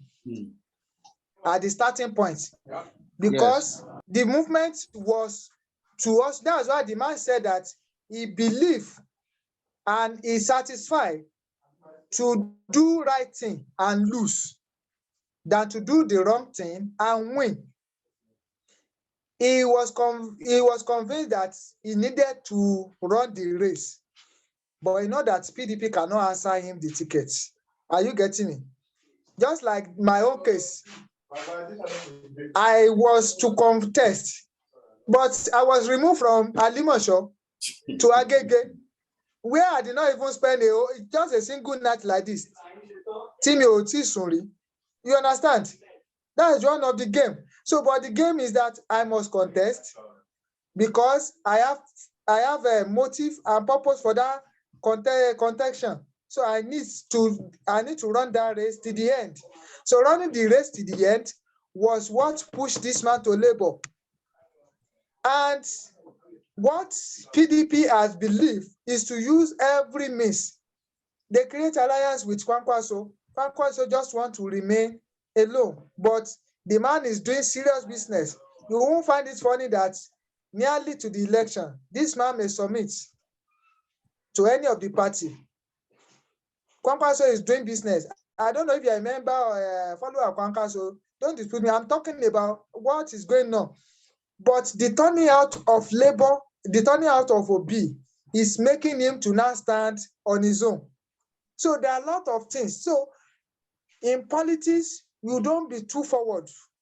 Study. Do like Mumu. I see you don't know. When they are saying, this is where we are going, no, this is where we are going, no. When you don't have proper conviction about where they are going, support them. That okay, be going ahead. Create your own conviction very well. Now, tell people about your conviction. Tell people about your vision. Are you getting me? They will not challenge you that you are the one supporting these people before, and tell them your reason. But if you don't have much reason, that's why before you do anything, make sure that you have something on ground. But if you don't have much reason, if you just confuse people anyhow, if anything backfire, you may totally lose your credibility, your personality. It will be like you don't know what you are doing. That's how it works properly. So I encourage you to engage in politics, personally from me. But what's important is that seek the attention of God. Please. There's nothing somebody wants to do that does not need God. But as politics require, is concerned, it needed God more than what you think. Thank you very much. Okay, thank you for that insightful answer. Do we have any other question for Mr. Michael Sashere, a young, vibrant entrepreneur and politician in the Nigerian space? Mr. Olofe, I don't know whether you have any question for him. Mr. Sulaiman, you have any question for him? Yeah, I do. Good afternoon, Mr. Mike. Thank you for the Good afternoon. yeah, quite insightful. So my question is, I kind of joined your session late, but my question is pertaining to politics too. So how would you advise youth, like, I mean, young people like us, to come into politics, basically? So I want to do politics, but you say I start with the major parties, or I just look for a political party to join? You know, I mean, how best, based on your experience, how best is it for me to just come into that political space, basically? Okay. Thank you very much. Coming to politics, majority, the secret there is that majority people that are participating in politics, that are involved, they are there because of money. That is just the truth. When you are doing something, not only politics, when you are doing something because of money, you will lack vision. You won't have focus. That's one. Then another few who are part of majority, they are there because of their ambition. Like, yes, by fire by force, I want to be governor of this state. I want to be state member assembly of this constituency. I want to be this, I want to be that. Now, just as I've said, when I join politics, I inculcate the spirit of entrepreneurship, which is solution. You have to join politics with solution. Look around you where you want to join politics. Look around you. What is lagging behind? That's just it. It's not that everybody did not see that the road is not good, or some places need water. Those ones, they are just a primary solution. There are some creative solution that will stand unique. You know, when Professor Simajo want to make his presentation, he said that in the next some years, that Nigeria will produce astronauts to be in space. Nigeria would, all those kind of solution and all those kind of vision is beyond. I want to do good road for you. I want to do this. Is a vision of that we align with what we call artificial intelligence. You know, before, when I was born, the world was analog stage until year 2000. So digital started coming around 2002, 2001, like that. Digital started appearing. Now, the digital is what we are using now, but artificial now is already introducing. The world is developing from digital aspect to artificial AI. Are you getting me? So you have to give. I want to do road. It has been a manifesto since the day of Awolowo. Road has never been good. People will surely need water always. So you have to be creative. Are you with me? You have to be creative. Number one, be efficient. Write something down. So our focus. What do you want to do for your people? What do you think you can do if you are given this chance? Okay, you want to do politics. What if you are given a sudden chance? What will you do? Write the vision down. What if your chance can only come in the next 5 years? Write it down. What is if it is only next 10 years, you can have that kind of opportunity. Write it down so that you will not be disappointed along the way. That's number one. Then number two, joining a political party is of two advantage. Both popular and non-popular one. They have advantage each. If you join a political party that is popular, you can try them at first. Are you getting me? But if you see that you don't have stand in that, because many people in a popular political, just like Labour, PDP, APC, you cannot just there and be dreaming you just want to become a world leader, chairman, world leader. It's not, in fact, even common secretary. Some people will still have to sacrifice a lot before they get that slot. Where some party are even looking for state chairman. Are you getting me? Now, if you join popular political party, you will not sacrifice much financially, but you will have to sacrifice your attention often and often. But if you see that it's not making sense, go and join party that is not common. Are you getting me? Now, this is how it works. When you join party that is not common, not common at all, like what was it called? This party, Accord still have stand, but not everywhere. Action Alliance, they have stand, but not everywhere. AAC, so whatever party, they have stand, but not everywhere. But you know, there is a party called Boot Party, but they don't have stand. It's so funny. Even many people will be saying, I didn't hear the party before. So I'm not encouraging you to go and be joining such party.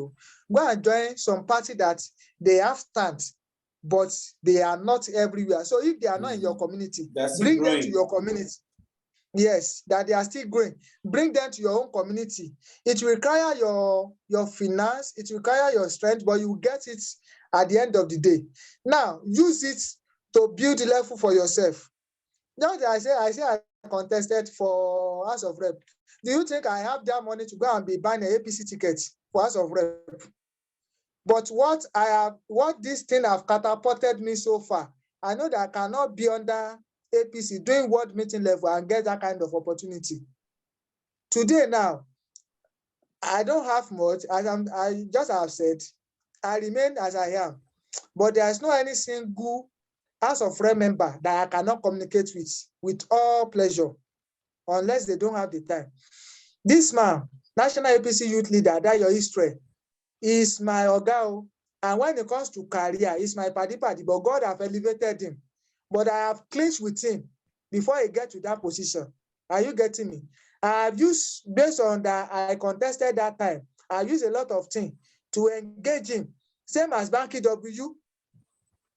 But you know what, these people, I cannot, because if I want to get in touch with them, I have to present who I am. Same as Jimmy Agbaji of Lagos. So all these people that I'm mentioning, I have to be telling them, this is who I am. This is who I am. So that is why I said that if you have the finance, it's not that you are going to spend millions of naira, but some finance petty things, so that it won't be like what's happening now. Some petty things, because we have to finance so that you can gather people as much as. So from there, your official may speak, and if it doesn't speak, you will get higher chance in the other party. But it depends the level you get into. You understand? The level you acquire in that uncommon party. And the one that is common, if you get with them, if God be it, if God even lead you to that party, you can get elevated in a very short period of time. But it depends how vibrant and how voiced you are in that party. So thank you very much. So you are encouraged to join any party, even being APC, but be careful any party you want to join. Are you getting me? Look at your environment. Look at the party people can support in your environment. So don't join party because of people that are at the top. Don't be influenced because of people that are at the top. Join party because of people that we like your vision. So thank you very much. Thank you, sir. All right. Thank you very much, sir. Yes, sir. Yes. So, any other question for Mr. Love, Mr. Shere? Mr. Sulaiman, you want to ask him a question? No, I know you joined the meeting. No. I'm not so okay with Nigerian politics. Okay. So, but what about Sierra Leonean politics now? You could vie for, basically what we're discussing. He's talking from Sierra Leone. Yes, he's from Sierra Leone. Do you know the Kekatoma in Sierra Leone? One of the eight true President Bao. Kekatoma. I'm from Sierra Leone. Do you know Yusuf Kekatoma? Yes, I know Kekatoma. Kekatoma is my friend. Yes, the press secretary. Yes, he's secretary to President Bawabi. The president. Now he's the press secretary. Yes. To President Bao. Kekatoma is my friend. We do communicate a lot. So you are welcome on board. But why you don't have interest in politics? Okay, so we really appreciate your session, Mr. Michael. You will definitely be back on this forum to speak. I think next time you will be coming. You'll be speaking on youth participation in politics. Obviously, you have an expertise and you have experience and passion for that area. So I will be very glad to have you back once again to speak to this topic on the participation of Nigerians. Nigerians, honestly, we are tired. I'm telling you, Nigerians, we are tired, all right, of the way things have been going in our country. There's no person that wants to be objective that will say, we are getting it right. Things are not what it should be. And we should all be worried. We should all be concerned on how we can salvage the situation, how we can turn our country around. And we cannot stay outside and change the country. We cannot stay, since basically politics have taken us this far down. Then basically it's politics that can also take us far up. So we need young people in charge. We need visionaries in charge. We need people that believe in the country, people that believe in the future of Nigeria to come and lead this country from every level, from the world level to the national level. What we've been seeing is people that are aged, and basically as if, doing things as if they have no stake. And Mr. Michael said something that made my heart to bleed about the current players in the Nigerian political space. He divided them into two. I don't know whether you notice it. Number one, he said, if you look at any political party in this country, and I know he's very right, that's the truth. People in politics in Nigeria today, you can divide them into two. Any political space you go to. Number one, people that are there for money. Because they know They're going to drop something at the end. I used to have, somebody, a lady like that in my church, and she's always in all this political meeting. And basically, she said, they will give them so congo of rice at the end of the meeting. They will give them so a yard of so yard of clothes at the end of the meeting. So she's going there basically, all right, for what is going to drop at the end of the meeting. And so you see, a lot of Nigerians are into politics and into political parties basically for what they will get. That is the first set of people in politics in Nigeria, and that is why we are here today. The second set of people in Nigerian politics today is people who are ambitious. According to Mr. Market, if I get you right, sir, people who have ambition, yes, I want to be the next governor of so states. I want to be the next federal legislator of this constituency. I want to be the next chairman of this local government. Personal ambition, people that are personally driven to get to a particular political position. So they want political power for self-actualization.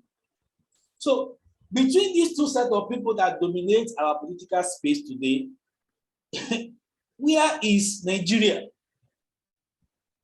Where are the people? What is going to be the fate of the people? When people are going to politics for personal, for what they're going to get, and for what they can, for personal ambition. So personal ambitions and pecuniary purpose. So they're there basically to share and share and share and share. So it's basically about grabbing what you want, what you can. And I always ask myself, we've had so many billionaires in politics today, all right? We can count names, yes, people that were billionaires before they became president, or before they became, but maybe not before they became president, or most likely before they became governors. All right, we've had many people that are excessively rich before they move into politics. I begin to ask myself, how many of these politicians that were billionaires before they moved into politics become poor after they left politics? Me, and personally, I'm looking for a time in Nigeria where somebody will be a billionaire before becoming a governor, then he will leave the governorship as a poor person because he or she has distributed, his or her livelihood to the people. Because they say, we are here to serve. So if we are here to serve, then that means you must be ready to give. You must be ready to give. So if I am going to politics and I have billions of my own with the government resources, I should be able to suck even out of my personal resources. All right, let me use it to dedicate to the development of a particular section of my state or a particular section of the country. All right, I'm ready to empty myself for the sake of the people. That is the next level politicians we need in this country. That is the third participants Nigeria needs.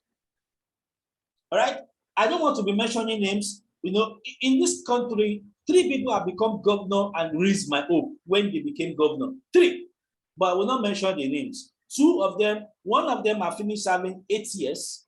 All right, and when he became governor, I was so much hoping that look, this guy, the governor is in southeast of this country, and I was hoping so much that yes, this governor is going to transform, this particular state. And at the end of 8 years, it was all disappointment. The second governor is rounding up his 8-year rule now, and we knew where the state was when he became governor. We know what the state is going through right now. All right, my hope was dashed. All right, the third governor, I can mention that the name of that one because he's just starting, and that is Soludo in Anambra State. That is the third governor that raised my hope. All right, in this country, the first 2 have failed. I'm still watching Soludo, hoping that he will be able to do something that will be able to transform Anambra. I like what Mr. Michael said when he said we should stop talking about roads.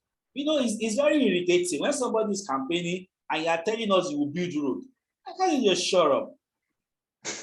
In 2022, we are talking about building road that Awolowo used to campaign, building roads that Jack Conde used to campaign, and all of them those days. Then in 2022, somebody is still talking of those I will provide water Kai, I will provide water, I will provide roads, let me not be mentioned the literal campaign, irritative slogans that they talk about, these days. So we need to be able to, there was a governor, I think, is it Jigawa State at the time, that came up with one idea, digital literacy for young people. I think it's Jigawa State. I can't remember. One of the northern states those days. And they trained so many young people, and the guy really had that vision, all right, of turning the state into an ICT hub.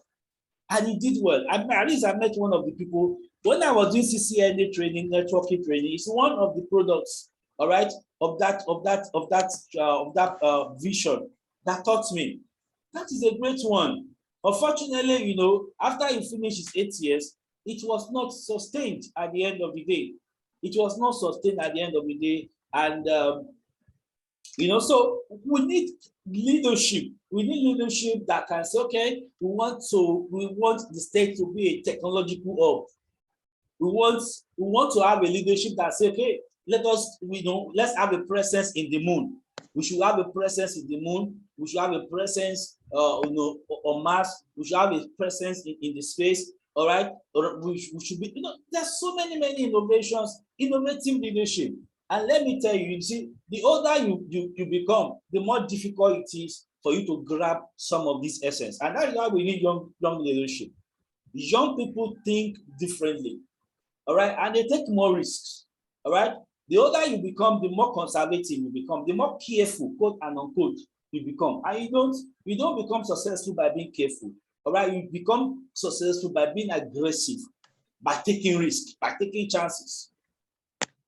1963, all right, this president that was murdered in John F. Kennedy says in 10 years, America will be on the moon. He was assassinated in 1963, but by 1973, Americans were on the moon. 10 years, they were on the moon. And here we are, we still have governors that are sharing shoemaker kits.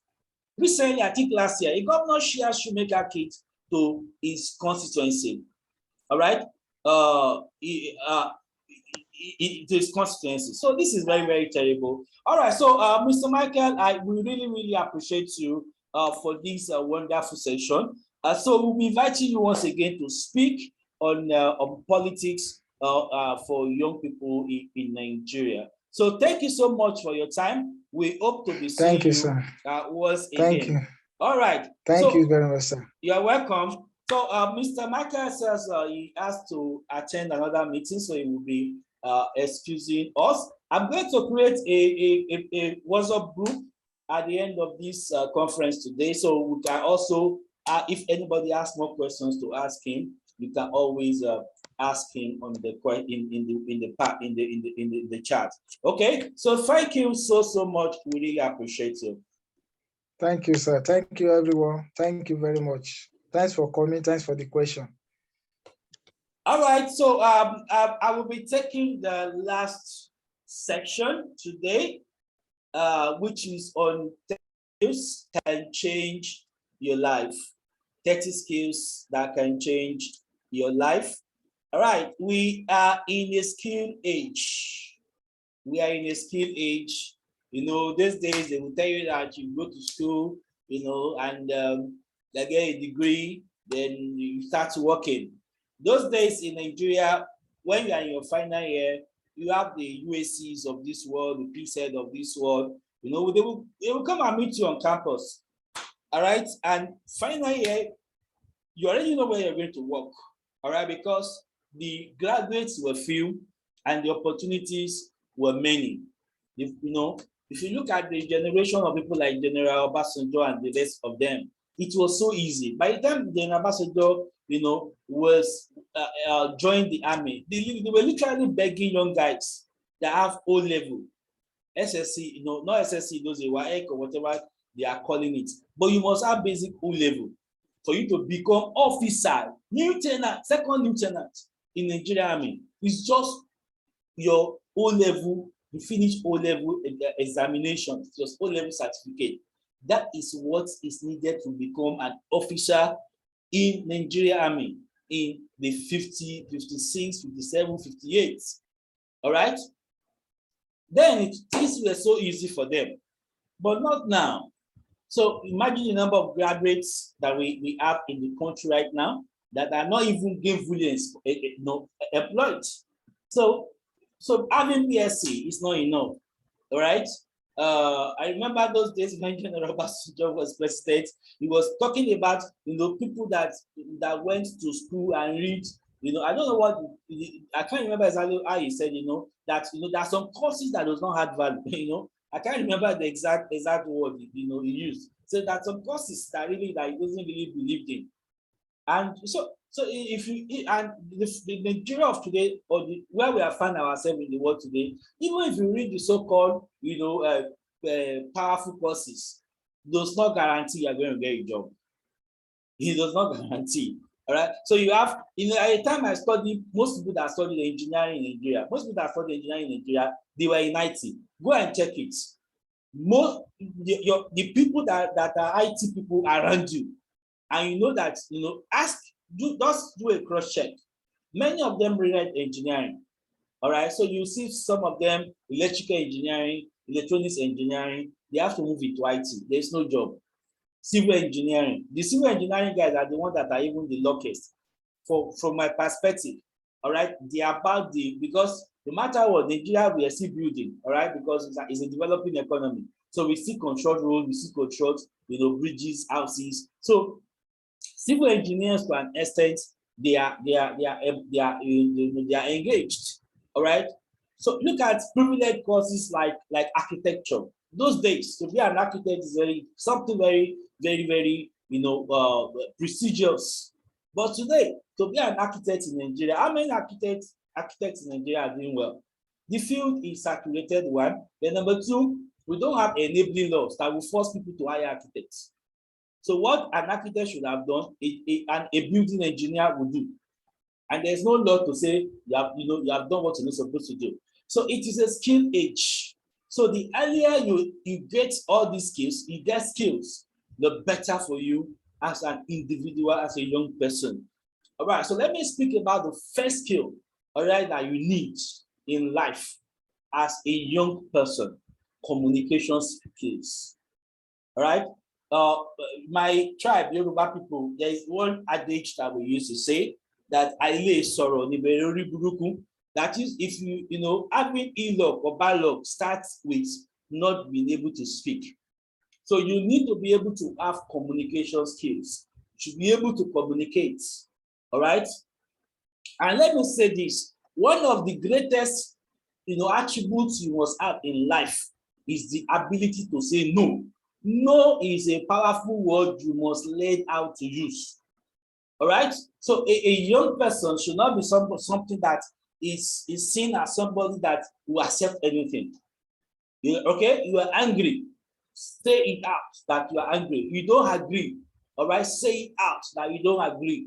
Communicate your feelings, communicate your emotions. All right, communicate your ideas. You have to communicate. You have to keep speaking.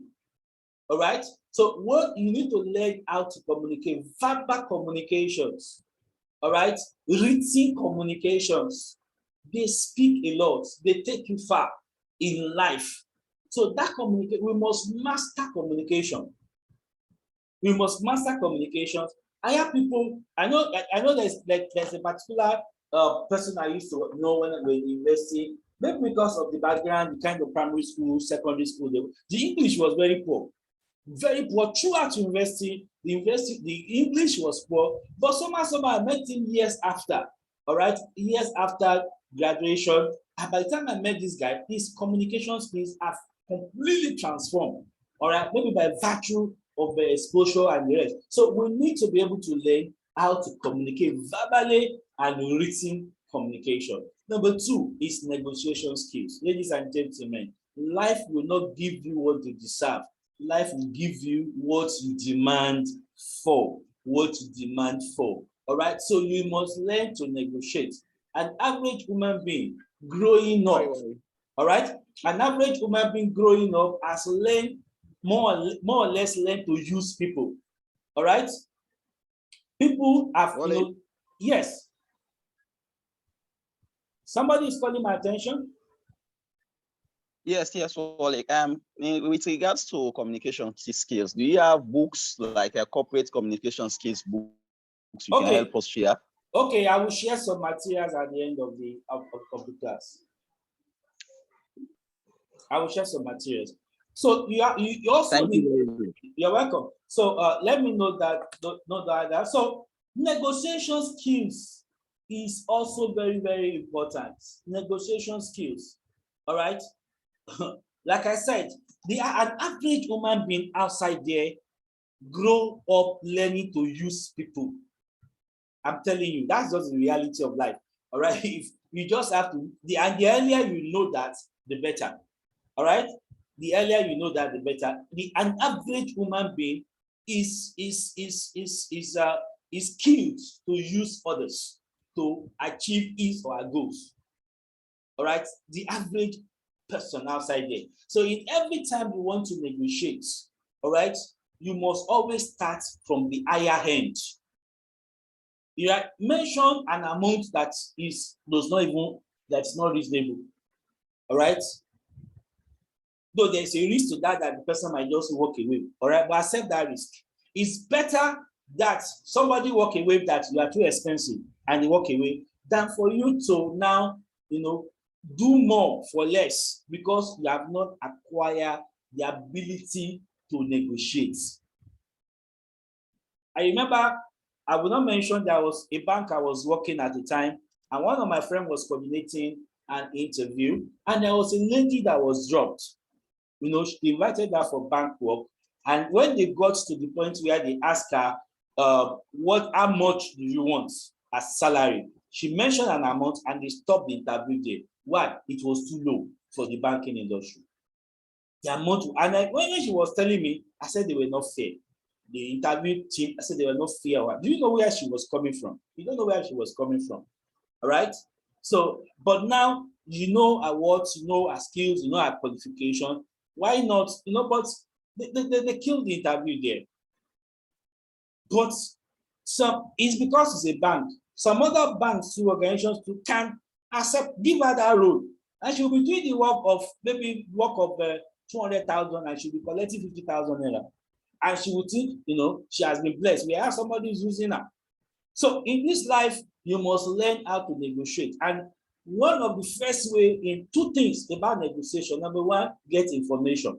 You are going to go into a contract, you're going to go into into an interview, you're going to go into negotiation, gather information about the other party, gather information about what you're about to discuss. How much, all right, is the normal price. If you don't know the normal price, you are going to lose out. Yeah, I can continue to give case studies upon case studies upon this. Then number two is that you must believe in yourself. All right. So because if you don't believe in yourself, all right, it will be very easy for the other person to see through that you don't believe in yourself, and they can downgrade the value that they're supposed to give you. All right. So you need to learn how to negotiate. All right. Like I said, the average human being is poised. I don't know whether it is natural or not to use other people. Don't allow that to happen to you. All right. Number three is interpersonal skills. All right. Abiba mentioned it when he was when she was talking, and Marcus Sachere too also mentioned it when he was talking about politics. You need to go around. You understand? Nobody knows what you have until you circulate. All right. Nobody knows what you know until you speak out. Are you getting me now? So you must have interpersonal skills. You must be able to reach out to people below you. You must be able to reach out to people at your level. You must be able to reach out to people above you. That circle must be complete, and it takes you far in life. It takes you farther in life. The journey of 10 years, you can work it in 2 years with interpersonal skills. Interpersonal skills opens doors. So that's why, people that are born as introverts, you must just do your best to drop that nature, because the more outgoing you are, the more doors open for you. So as young people, you need to develop, consciously develop interpersonal skills. Then related to that is global citizenship. Like I said, one of the errors of past, it's not really error anyway, or disadvantage of past generation is that their world was limited. You will see somebody that was born in Igbonla, maybe somewhere in maybe Osun State or wherever, and so the person will go to primary school in Igbonla, go to secondary school in Igbonla, all right? Maybe even that person go to university within his state, all right? Maybe if the person is lucky, they post him outside his or her state for NYC, the guy go back to his state to start work, maybe one organization in the state, and does that for the next 40 years of his life. So he lives and works and dies in his local world, not knowing that outside that world, a lot of things are happening. So it's so you have to be a global citizen. All right, you are a Nigerian, you are a Sierra Leonean, all right, but you are a global personality. You must be a global personality. So I need to be able to know. Look at what Sasere did. All right, when I introduced Mr. Sulaiman as Sierra Leonean, he already had a contact. So imagine somebody in Nigeria telling somebody in Sierra Leone, say, "Do you know so and so?" And the person confirm that yes, I know this person. That is what we're talking about, global citizenship. So there are platforms that allow that. So I can be in Nigeria, all right. I have friends in UK, I have friends in Germany, I have friends, I have friends all over the world. All right. So based on platforms. So LinkedIn is there, even Facebook is there, all right, or even Instagram, depends on what you are doing there. So you need to be a global citizen. All right, you need to be a global citizen. You need to know what is happening all over the world. Number 5, digital literacy. I want to be faster now. Digital literacy. So basic computing skills you need to be able to have. All right, basic computing skills you must have as a young person. Then of course, entrepreneurship. All right, entrepreneurship. So it's now because of social media. So I see young people, doing 9 to 5 work, but on their WhatsApp status, they are selling. All right, on their WhatsApp status, they are selling things. So you cannot just say, okay, this is my career. You must be entrepreneurial. You must be able to have other sources of money coming for you. So the advantage of social media these days is that you can market yourself to the world. You can do so many other things. All right, young people are making money in diverse ways. Okay, so you need to have that spirit of entrepreneurship as a young man, as a young girl, as a young woman. Okay, let me continue. Adaptability and cognitive flexibility. Abiba mentioned it when she was making a presentation. So you must be somebody that can adapt if situation changes. All right, rules change in the place of work. You can't say no.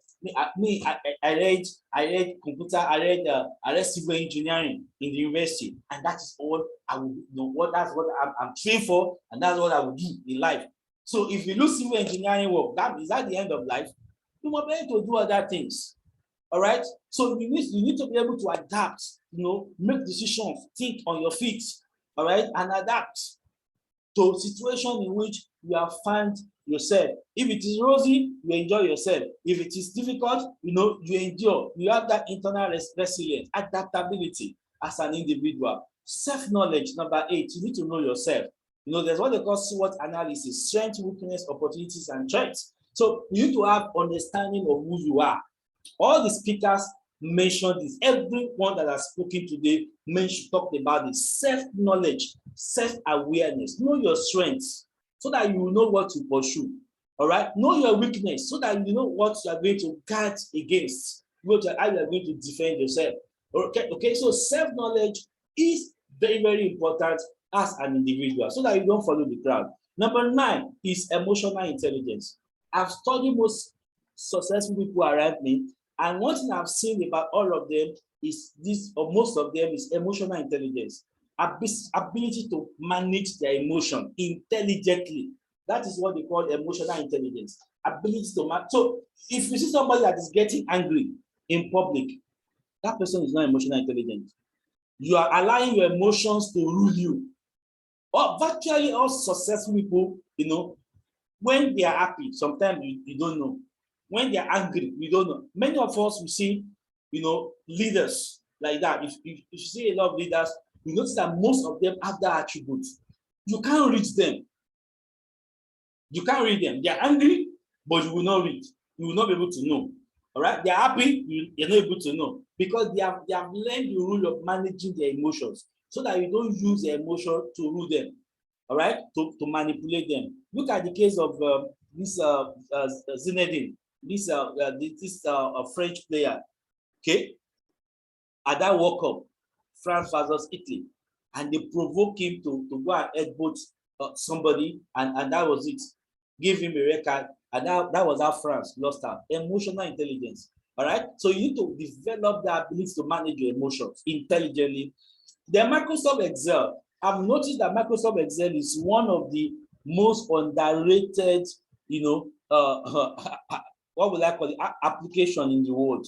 But if you understand Microsoft Excel and you are in an office setting, you will stand out. I'm telling you this from experience. You will stand out. If you are exceptionally good in Microsoft Excel, in the work environment, everybody in the office will be looking for you. Take this from me. And related to that is data analytics. So there are a lot of free data analytics opportunities on the web today, Power Business Intelligence and the rest of them. So take training in data analytics, it will open a lot of doors. Web design. Imagine we have 9 billion people in the world today. We have billions of entrepreneurs, and more people will move into entrepreneurship. All right, we have companies springing up on daily basis, businesses, NGOs, all these businesses, they are going to need websites. They're going to need websites. So the world, the market for web designers is just increasing on daily basis. All right. So if you have that skill, it can make a lot of difference. Programming. Wow. Programming. Python, Java, all right, UI, UX. So you can, so like we're talking about, do self-analysis. Do you have ability, you have capacity, you have that patience, you have that problem-solving skills? You can be a programmer, and you can make a lot of, even remote. There are many young Nigerians that are working remotely in Nigeria, and they are working for American organization, earning dollars, hundreds of thousands of dollars, while in Nigeria, while people are complaining that Naira is falling, they are very happy. All right, that Naira, so we may be complaining that the Naira is being devalued. For people earning dollars in Nigeria, it's a plus for them. It's a plus for them. And of course, robotics and artificial intelligence. That is also an area that is a skill for the future. All right. I saw recently at the teaching hospital in Abuja. All right. There are some people that were advertising a training for young people on how to operate drones for 75,000 naira for young teenagers. 75,000 naira. And somebody may look at that and say, that money is much, but that 75,000 is an investment that can change families, that can change generations. If you send a child, a teenager, 70, 80, that kind of training, from there, maybe get a scholarship abroad to come and specialize in robotic engineering. What are we talking about? So robotics, artificial intelligence is a skill, all right, that people are afraid that might even take over, lead to loss of jobs in the nearest future, which I don't think will happen. But definitely, people that have specialized skills in this area, they are going to be seriously paid, perhaps even overpaid. Okay. Number 15 is cloud engineering. All right. Let me take 15 and 16 together. Cloud engineering, cloud security. So globally, there is a market for Microsoft Azure specialists, Amazing Web Service specialists. They need people that have cloud skills. Now, what we mean by cloud now, you now have companies like Microsoft having data centers, and so you don't have to have your own data center. They will just give you a link, and from that link, you can use their own data center, and you are paying some small fees at the end of the month, which has actually crash the price or the cost of IT operations globally. And they need specialists to be able to, handle engineering jobs on that cloud and also provide security. There are certifications, a lot of certifications around this 15 and 16. This cloud is the future of IT globally. Number 17, cyber security. Of course, Yahoo boys and Yahoo girls are everywhere now, and they are trying their best, hacking banks, hacking individuals, hacking organizations. I'm sure all of us here, one time or the other, you have received calls, somebody have sent you an email, somebody have sent you a WhatsApp message, trying to, hack your account or hack your phone. This is the reality, and ladies and gentlemen, it is going to get worse. It's going to get worse. And the fact that it's going to get worse is good news for people that have cybersecurity skills. All right, cybersecurity skills. There are lots and lots of opportunities in this area. All right. This morning I checked my WhatsApp group. All right. Somebody was sending us WhatsApp. All right. Social bank, they need people that have a CISA certification. All right, for internal audits. Before all you need is simply to have maybe a certification in internal audit, or you're a chartered accountant, and that is good enough. But now they are adding IT audit certification, because even banking has changed from what it used to be. So there are opportunities for cybersecurity experts globally. Then, of course, digital marketing. All right, before, marketers for banking industry in Nigeria before, all right, is being anchored on marketers. In fact, they were the best paid department or group in any bank in Nigeria. But that is changing now, because marketing is moving from, analog marketing, where you need people in suits, driving in flashy cars to go and market individual. It's now, marketing is now on WhatsApp, marketing is now on Facebook, marketing is now on LinkedIn, marketing is now on YouTube, is on Google. Are you getting now? All right, so marketing has moved to blogs, so it's not e-marketing. And of course, people that have expertise in this area would definitely not be complaining. Number 19, content creation. Do you want to know how much your brother Shaggy is making? Do you want to know how much people like what is his name, Macaroni, Mr. Macaroni is making? Kiki, all right, Nepa Boys. Okay, I watch a lot of these skits. This is how young Nigerians are doing very well in the area of content creation, comedy skits, blogging, vlogging. All right, a lot TikToking. Okay, of course, even though some of these productions can be very distracting at times, but take it from me, these young guys are making money.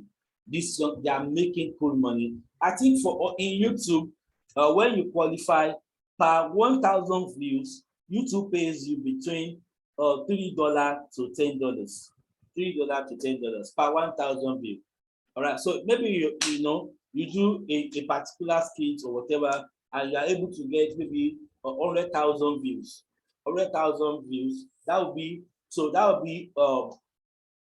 maybe 100 times 5. That's $500. If $500 multiply it by the exchange rate of today, you know what that means. That is a substantial money. All right. So of course, it takes a lot of work, a lot of hard work to be able to break through in content creation. But young people they are really putting their energy there, and they are making good money. Writing skills. All right. You can try this. Today. At the end of this meeting, if you go to Google, if you just type "write for us," you'll be shocked what you will see. Just type "write for us" in google.com. You will see a lot of writing opportunities. All right, for people on different areas, and some of them are ready to pay. All right, some of them, of course, it takes a lot of research, so you have to achieve it. You need to be able to spend time on your computer, all right, to research for those that can, that will pay you, worthwhile amount of money. Of course, people will say it's not true, but I've confirmed it is true. It is valid. So if you're a very good writer, All right.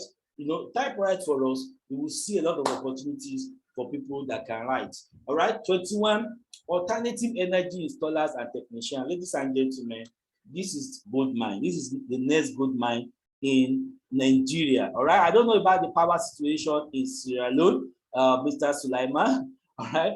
I don't know, but here in Nigeria, we are in serious power trouble. Okay, honestly, we are in serious power, is it challenge? Yes, we do have power issues, but it's somehow getting better. Okay, we have power challenge, but it's somehow getting. It's getting better in Sierra Leone. All right, that is good for you. That's good news for you. All right, but honestly, in Nigeria, that challenge has been it's a great one. And for that challenge, it's also an opportunity. If you see that, all right, if we are not going to get power from the basic or traditional source, there are other opportunities. And one of the opportunities now is solar installation.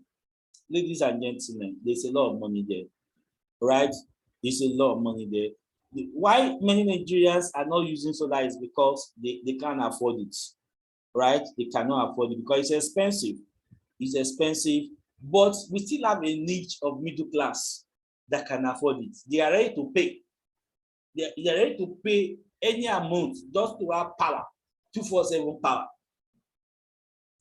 We have millions of Nigeria that have that resource that are ready to pay for power. So as a young man and young woman, why don't you take 6 months of your life, all right? Take 6 months of your life to go and learn solar installation. You will not regret it. I can tell you, you will not regret. The market is just there. The market is there, all right? If you look at it, even MTN, they too are already in the market. They have this yellow box that they are marketing. Okay, they are using to, apart from selling MTN whatever. Okay, so they are also into yellow box, solar energy, and many companies, BB Jump and many of them, they are making killings in that field. So you too, you can go and do the training, get certified, market yourself on Facebook. We are going to patronize you. All right.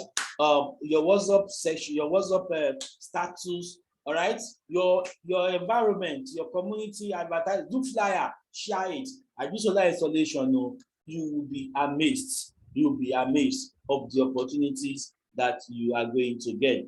Then number 22, definitely nursing. Anything medical can never be. Unfortunately, in Nigeria, we don't, the community does not really appreciate nurses as they should. That is all the reality in Nigeria. But but outside, we talk about being a global citizen. UK, Canada, there are many countries of the world. Nursing is a big deal. All right, nursing is a big deal in many countries outside Nigeria, and they are making a lot of money. We hope that maybe in the nearest future, our country too will also appreciate the placing of nurses in the health sector of the country. So by the time we start having attention on health, definitely there will be a lot of opportunity. But I can tell you, for free that basically I don't think if you look around, I don't think you will see any nurse that is not doing anything, because it's life. It's a matter of life and death. So there will always be opportunity for people, nursing, medical doctor, pharmacists, and the rest of them. That field, you always have opportunity. Then number 23, SharePoint administrator. All right. Now, maybe some of us are hearing this for the first time, or you have heard of it before. SharePoint is an application that is used in most big companies all over the world, all right, for content management, document management, collaborations in the office, and it is a big deal. It's a big deal, all right? Most of the big organizations in the world, they use it for content management and collaborations in the office. So if you do trainings, do a specialized training on SharePoint administration, you can get job anywhere in the world, as a SharePoint administrator, and I can tell you for free, they are well paid. These guys are well paid. All right, number 24 is accounting. Accounting is the language of business. I learned that in the first accounting textbook I will ever read in my life. All right, accounting is the language of business, and so that means you cannot read accounting and not have a job. It's not possible. That's not the truth. There is accounting job everywhere. So that is one course that you cannot really be stranded doing studying accounting, either as a first degree or later you can crash. Like somebody like me, I read industrial chemistry and later crash into accounting. The opportunities are just there. Every company will need an accountant, all right, at one point or the other. So accounting skills, very important, all right, in this age and time. Help desk management. This is also an IT field. These are also an IT field. All right. Every major company you can think of, you have an help desk. All right. End users will forget their password. End users will arrive at work one day, they start their system. The system is not starting. They double click the icon for the application, is not clicking, is not responding. Oh, my system is slow. So there will always be problems. That's not the truth. There will always be problems that only help desk can solve. And so for major organizations you can think of, they have this help desk unit or help desk department, all right, where you can call or you send an email or you log on an application. One of the applications is Manage Engine. All right, so Manage Engine is one tool that help desk managers use. If you are very good in Manage Engine, I can tell you for free, you can work globally. You can work globally anywhere in the world. Help desk management skills, you get that, man, you are on top of the world. Public speaking. People are making a killing in this area. All right. So this is you have people like Fela Durotoye that actually made that area to blow. Before public speaking, who will pay you to speak? So people are even begging for opportunity to speak. But people like the generation of Fela Durotoye change it, whereby you can be invited to come and speak based on your knowledge, based on your exposure. So that is also one area you can also develop yourself in. But of course, you need to have content. You're not just speaking rubbish. You must be able to have ability to speak. All right, speak sense, speak value. Before you know it, you are being invited to radio stations to make commentaries, invited to TV stations to make up. And of course, they will pay you for your time. They will pay you for your time and they will pay you for your knowledge. So we have so many young people also building themselves in this area. You don't have to be an imam, you don't have to be a pastor to be a very good public speaker. All right. So you can develop yourself in public speaking. Number 27, very important, honestly, underrated, but young people are making a killing here, photography and movie making. Man, this is the time. Okay, because of digital, we are in the digital age now. So everything is on social media. So you need to be able to create pictures. It's all about picture, it's all about perception, it's all about packaging. And this is where you need the photographers. This is where you need the movie makers that can do comedy skill. Look at people like Young John. All right, Young John, the wicked producer. So when you see a film, all right, you just say, Young John, the wicked producer. You see people like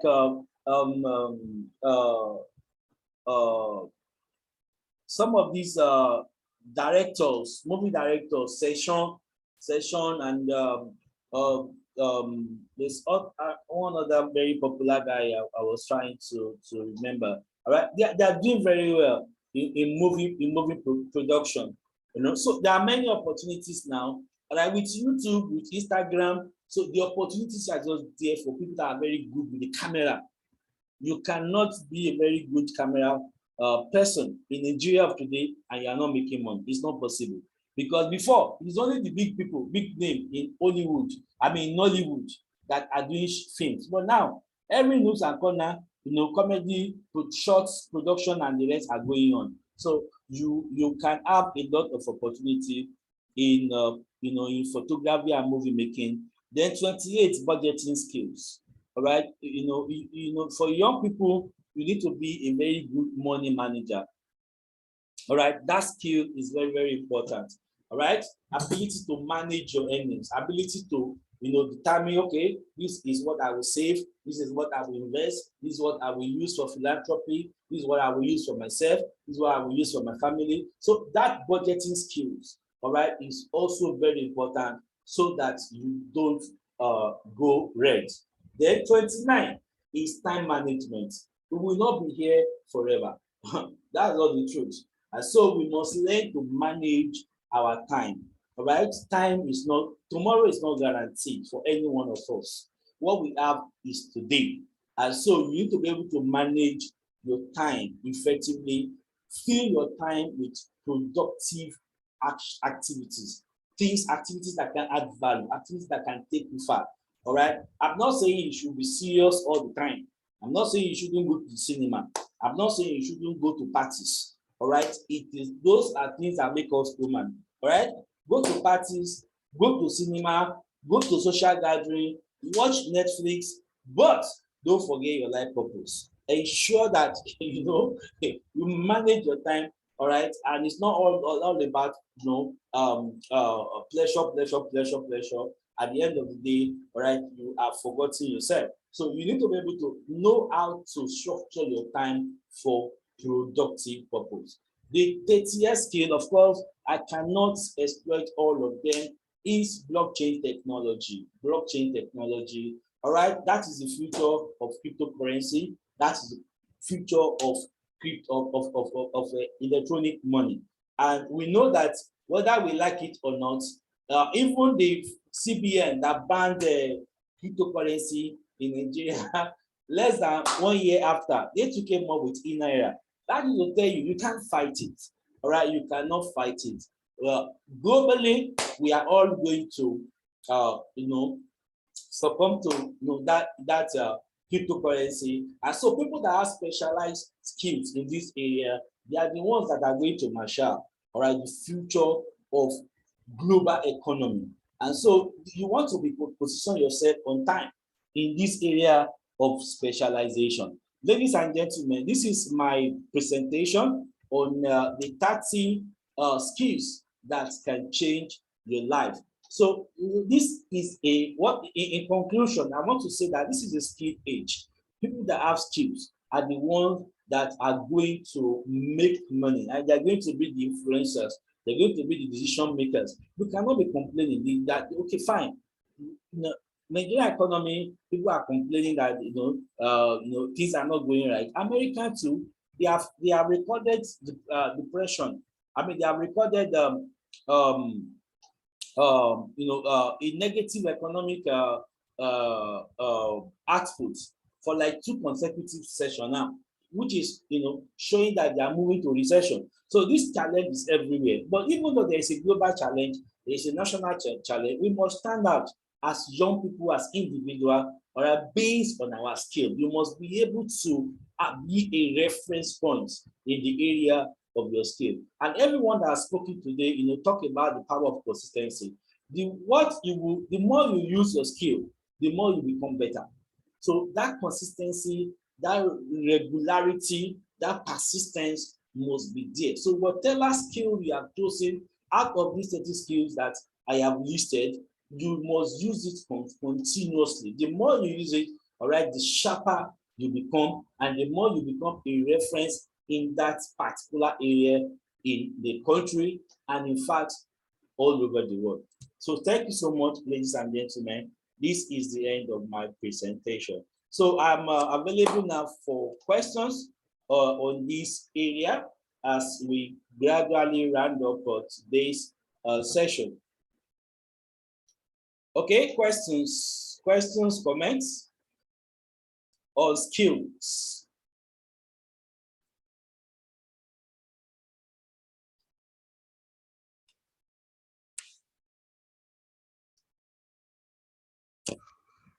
I don't have a question, but I need a request. I'm making a request. Okay.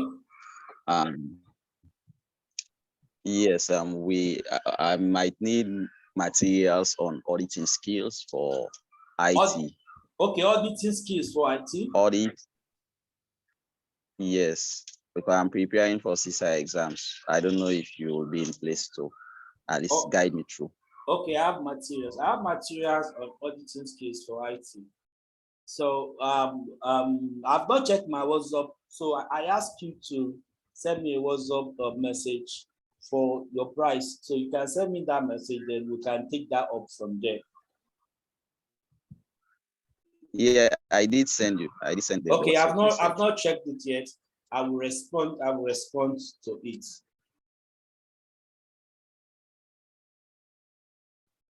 All right, any question? Tina, you are welcome to the session. I don't know, I see a mobile device, Technow POP, I don't know the name. All right, I don't know whether the two of you could chat me up. I would like to know who this Techno POP is. I'm going to drop my WhatsApp number to the group chat, so that we are going to create a WhatsApp group at the end of this class, Youth Forever WhatsApp group, so that we can add you. We're going to be having these meetings every month, and so that when there are opportunities for young people, we will be dropping it in this group, and you can also be posting your questions. So this is my number. Okay, so that is my WhatsApp number. You can, please, I will encourage every one of you to send me a message so that I can have your contact. Then from there, we'll be able to add you to the WhatsApp group. Okay. So any question? So Mr. Sulaiman, I will respond later in the evening to your message. I've not checked my phone yet. Okay. On skills, status skills that can change your life.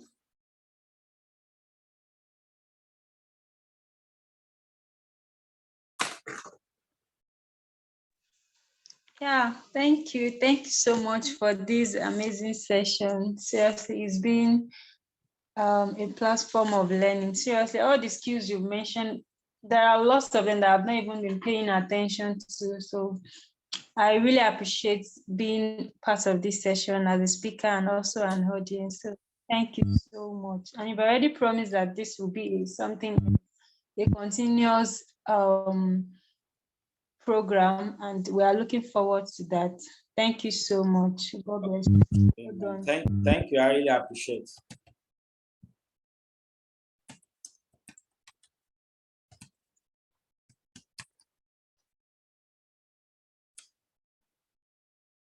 Okay. Question.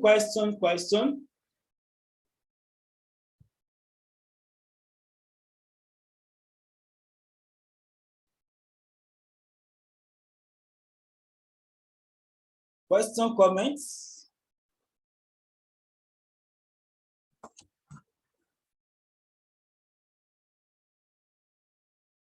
Okay, not really a question, but rather to say thank you, sir, for this avenue and platform to impact. It's been very a wonderful time being here. And thank you for the people you've also brought in on the platform to share knowledge. Personally, I'm grateful, and I believe so every other person that are on the platform as well. Thank you so much, sir. Yes, you are welcome. Thank you. I appreciate. All right, so we are rounding up now. I want to thank everybody that has been around. This is our first session, and actually, I can say that my expectations have actually been met. You know, I thank everybody that came, especially the speakers that took time to actually make this program a success, and every one of you that also that also took time to attend. So Esther Oduyede is not in the house, but I saw her in the morning. All right, Mrs. Sulaiman, all the way from Sierra Leone. Thank you so much. I saw Mr. Matthias in the morning. Okay, he's not here right now. Okay, and there's also a Folato Surveillance Fire Limited. Okay, is not here now. Okay, I see Miss or Mrs. Tina. Okay, right now. Okay, so thank you so much for your presence in this conference. It has been wonderful. All right, Thank you. Miss Oladunjoye, it's great to have you here. Thank you for your contribution. Mr. Isra, thank you so much. So everybody that have contributed to this program, I want to really appreciate you. I want to really appreciate you. So we are going to Hello, have, Wally. yes, Sulaiman. Yes, Sulaiman, I'm listening. Yes, to you. Could you help us with the link? Are you going to upload this on YouTube so Yes. we can share it with other people who Yes, are around? definitely. Can you share us the link for definitely. the session? I will share the link. That's why I said, everybody should please send me I this evening so that I will add you to the WhatsApp group, Youth Forever Conference WhatsApp group. So tonight I'm going to post the YouTube link of the recording of these sessions. I have to listen to it over myself. I'm telling you, there are some decisions I made today. You will be seeing the results at the end, or maybe in the next few weeks or 3 months. For me personally, my life has been changed forever. For me personally, I am very grateful to God. I'm grateful to every one of you. It has been a blessing for me. That's why I said my expectations have been met, and I believe it's even beyond. It has even gone beyond my own, personal expectation have been exceeded. So I'm going to. We are recording this. So we're going to put this on YouTube by the end or by evening this evening. So please, everybody in the house, please say me hi on WhatsApp. You have my WhatsApp number. Please, we'll create a WhatsApp group. You can add other people to the WhatsApp group if you want. All right, but next month, August 27, 2022, I think that is the last Saturday in the month of August. Is going to be we're going to invite lots and lots of people to come and also facilitate.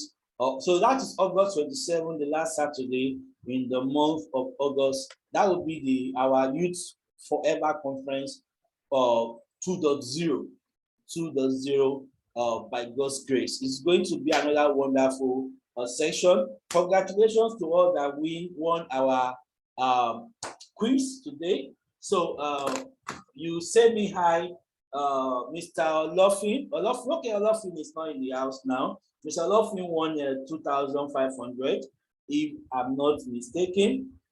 Mr. Israel, Ms. Oladunjoye, and Mr. Sulaiman. So everybody that won should say hi to me so that you get your prizes today.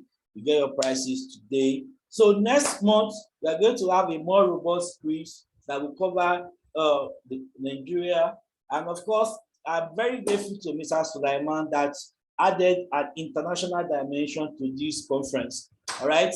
That's why I said my expectation has been exceeded before, because I was thinking that, Nigerian roots, but Mr. Sulaiman actually turned it into a continental affair. Maybe by next session, we are going to have people from Europe joining us. Who knows? So let's see how it goes. We have started, and I'm very, very happy that you guys are part of this, innovation. All right, that is going to have, we believe God that is going to have a very, transforming impact in our country, in our continent, and hopefully in the world. Okay, so next time we're going to have Know Your Country section in the quiz, Know Your Continent, Know Your World.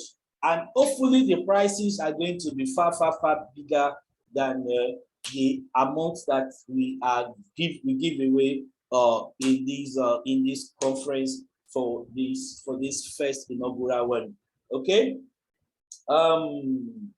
So that is it for today.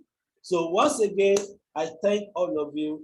Thank you so much for coming, and God bless. So meet you in the WhatsApp group that will be created today, and see you 9 a.m. August 27, 2022. Thank you, and God bless.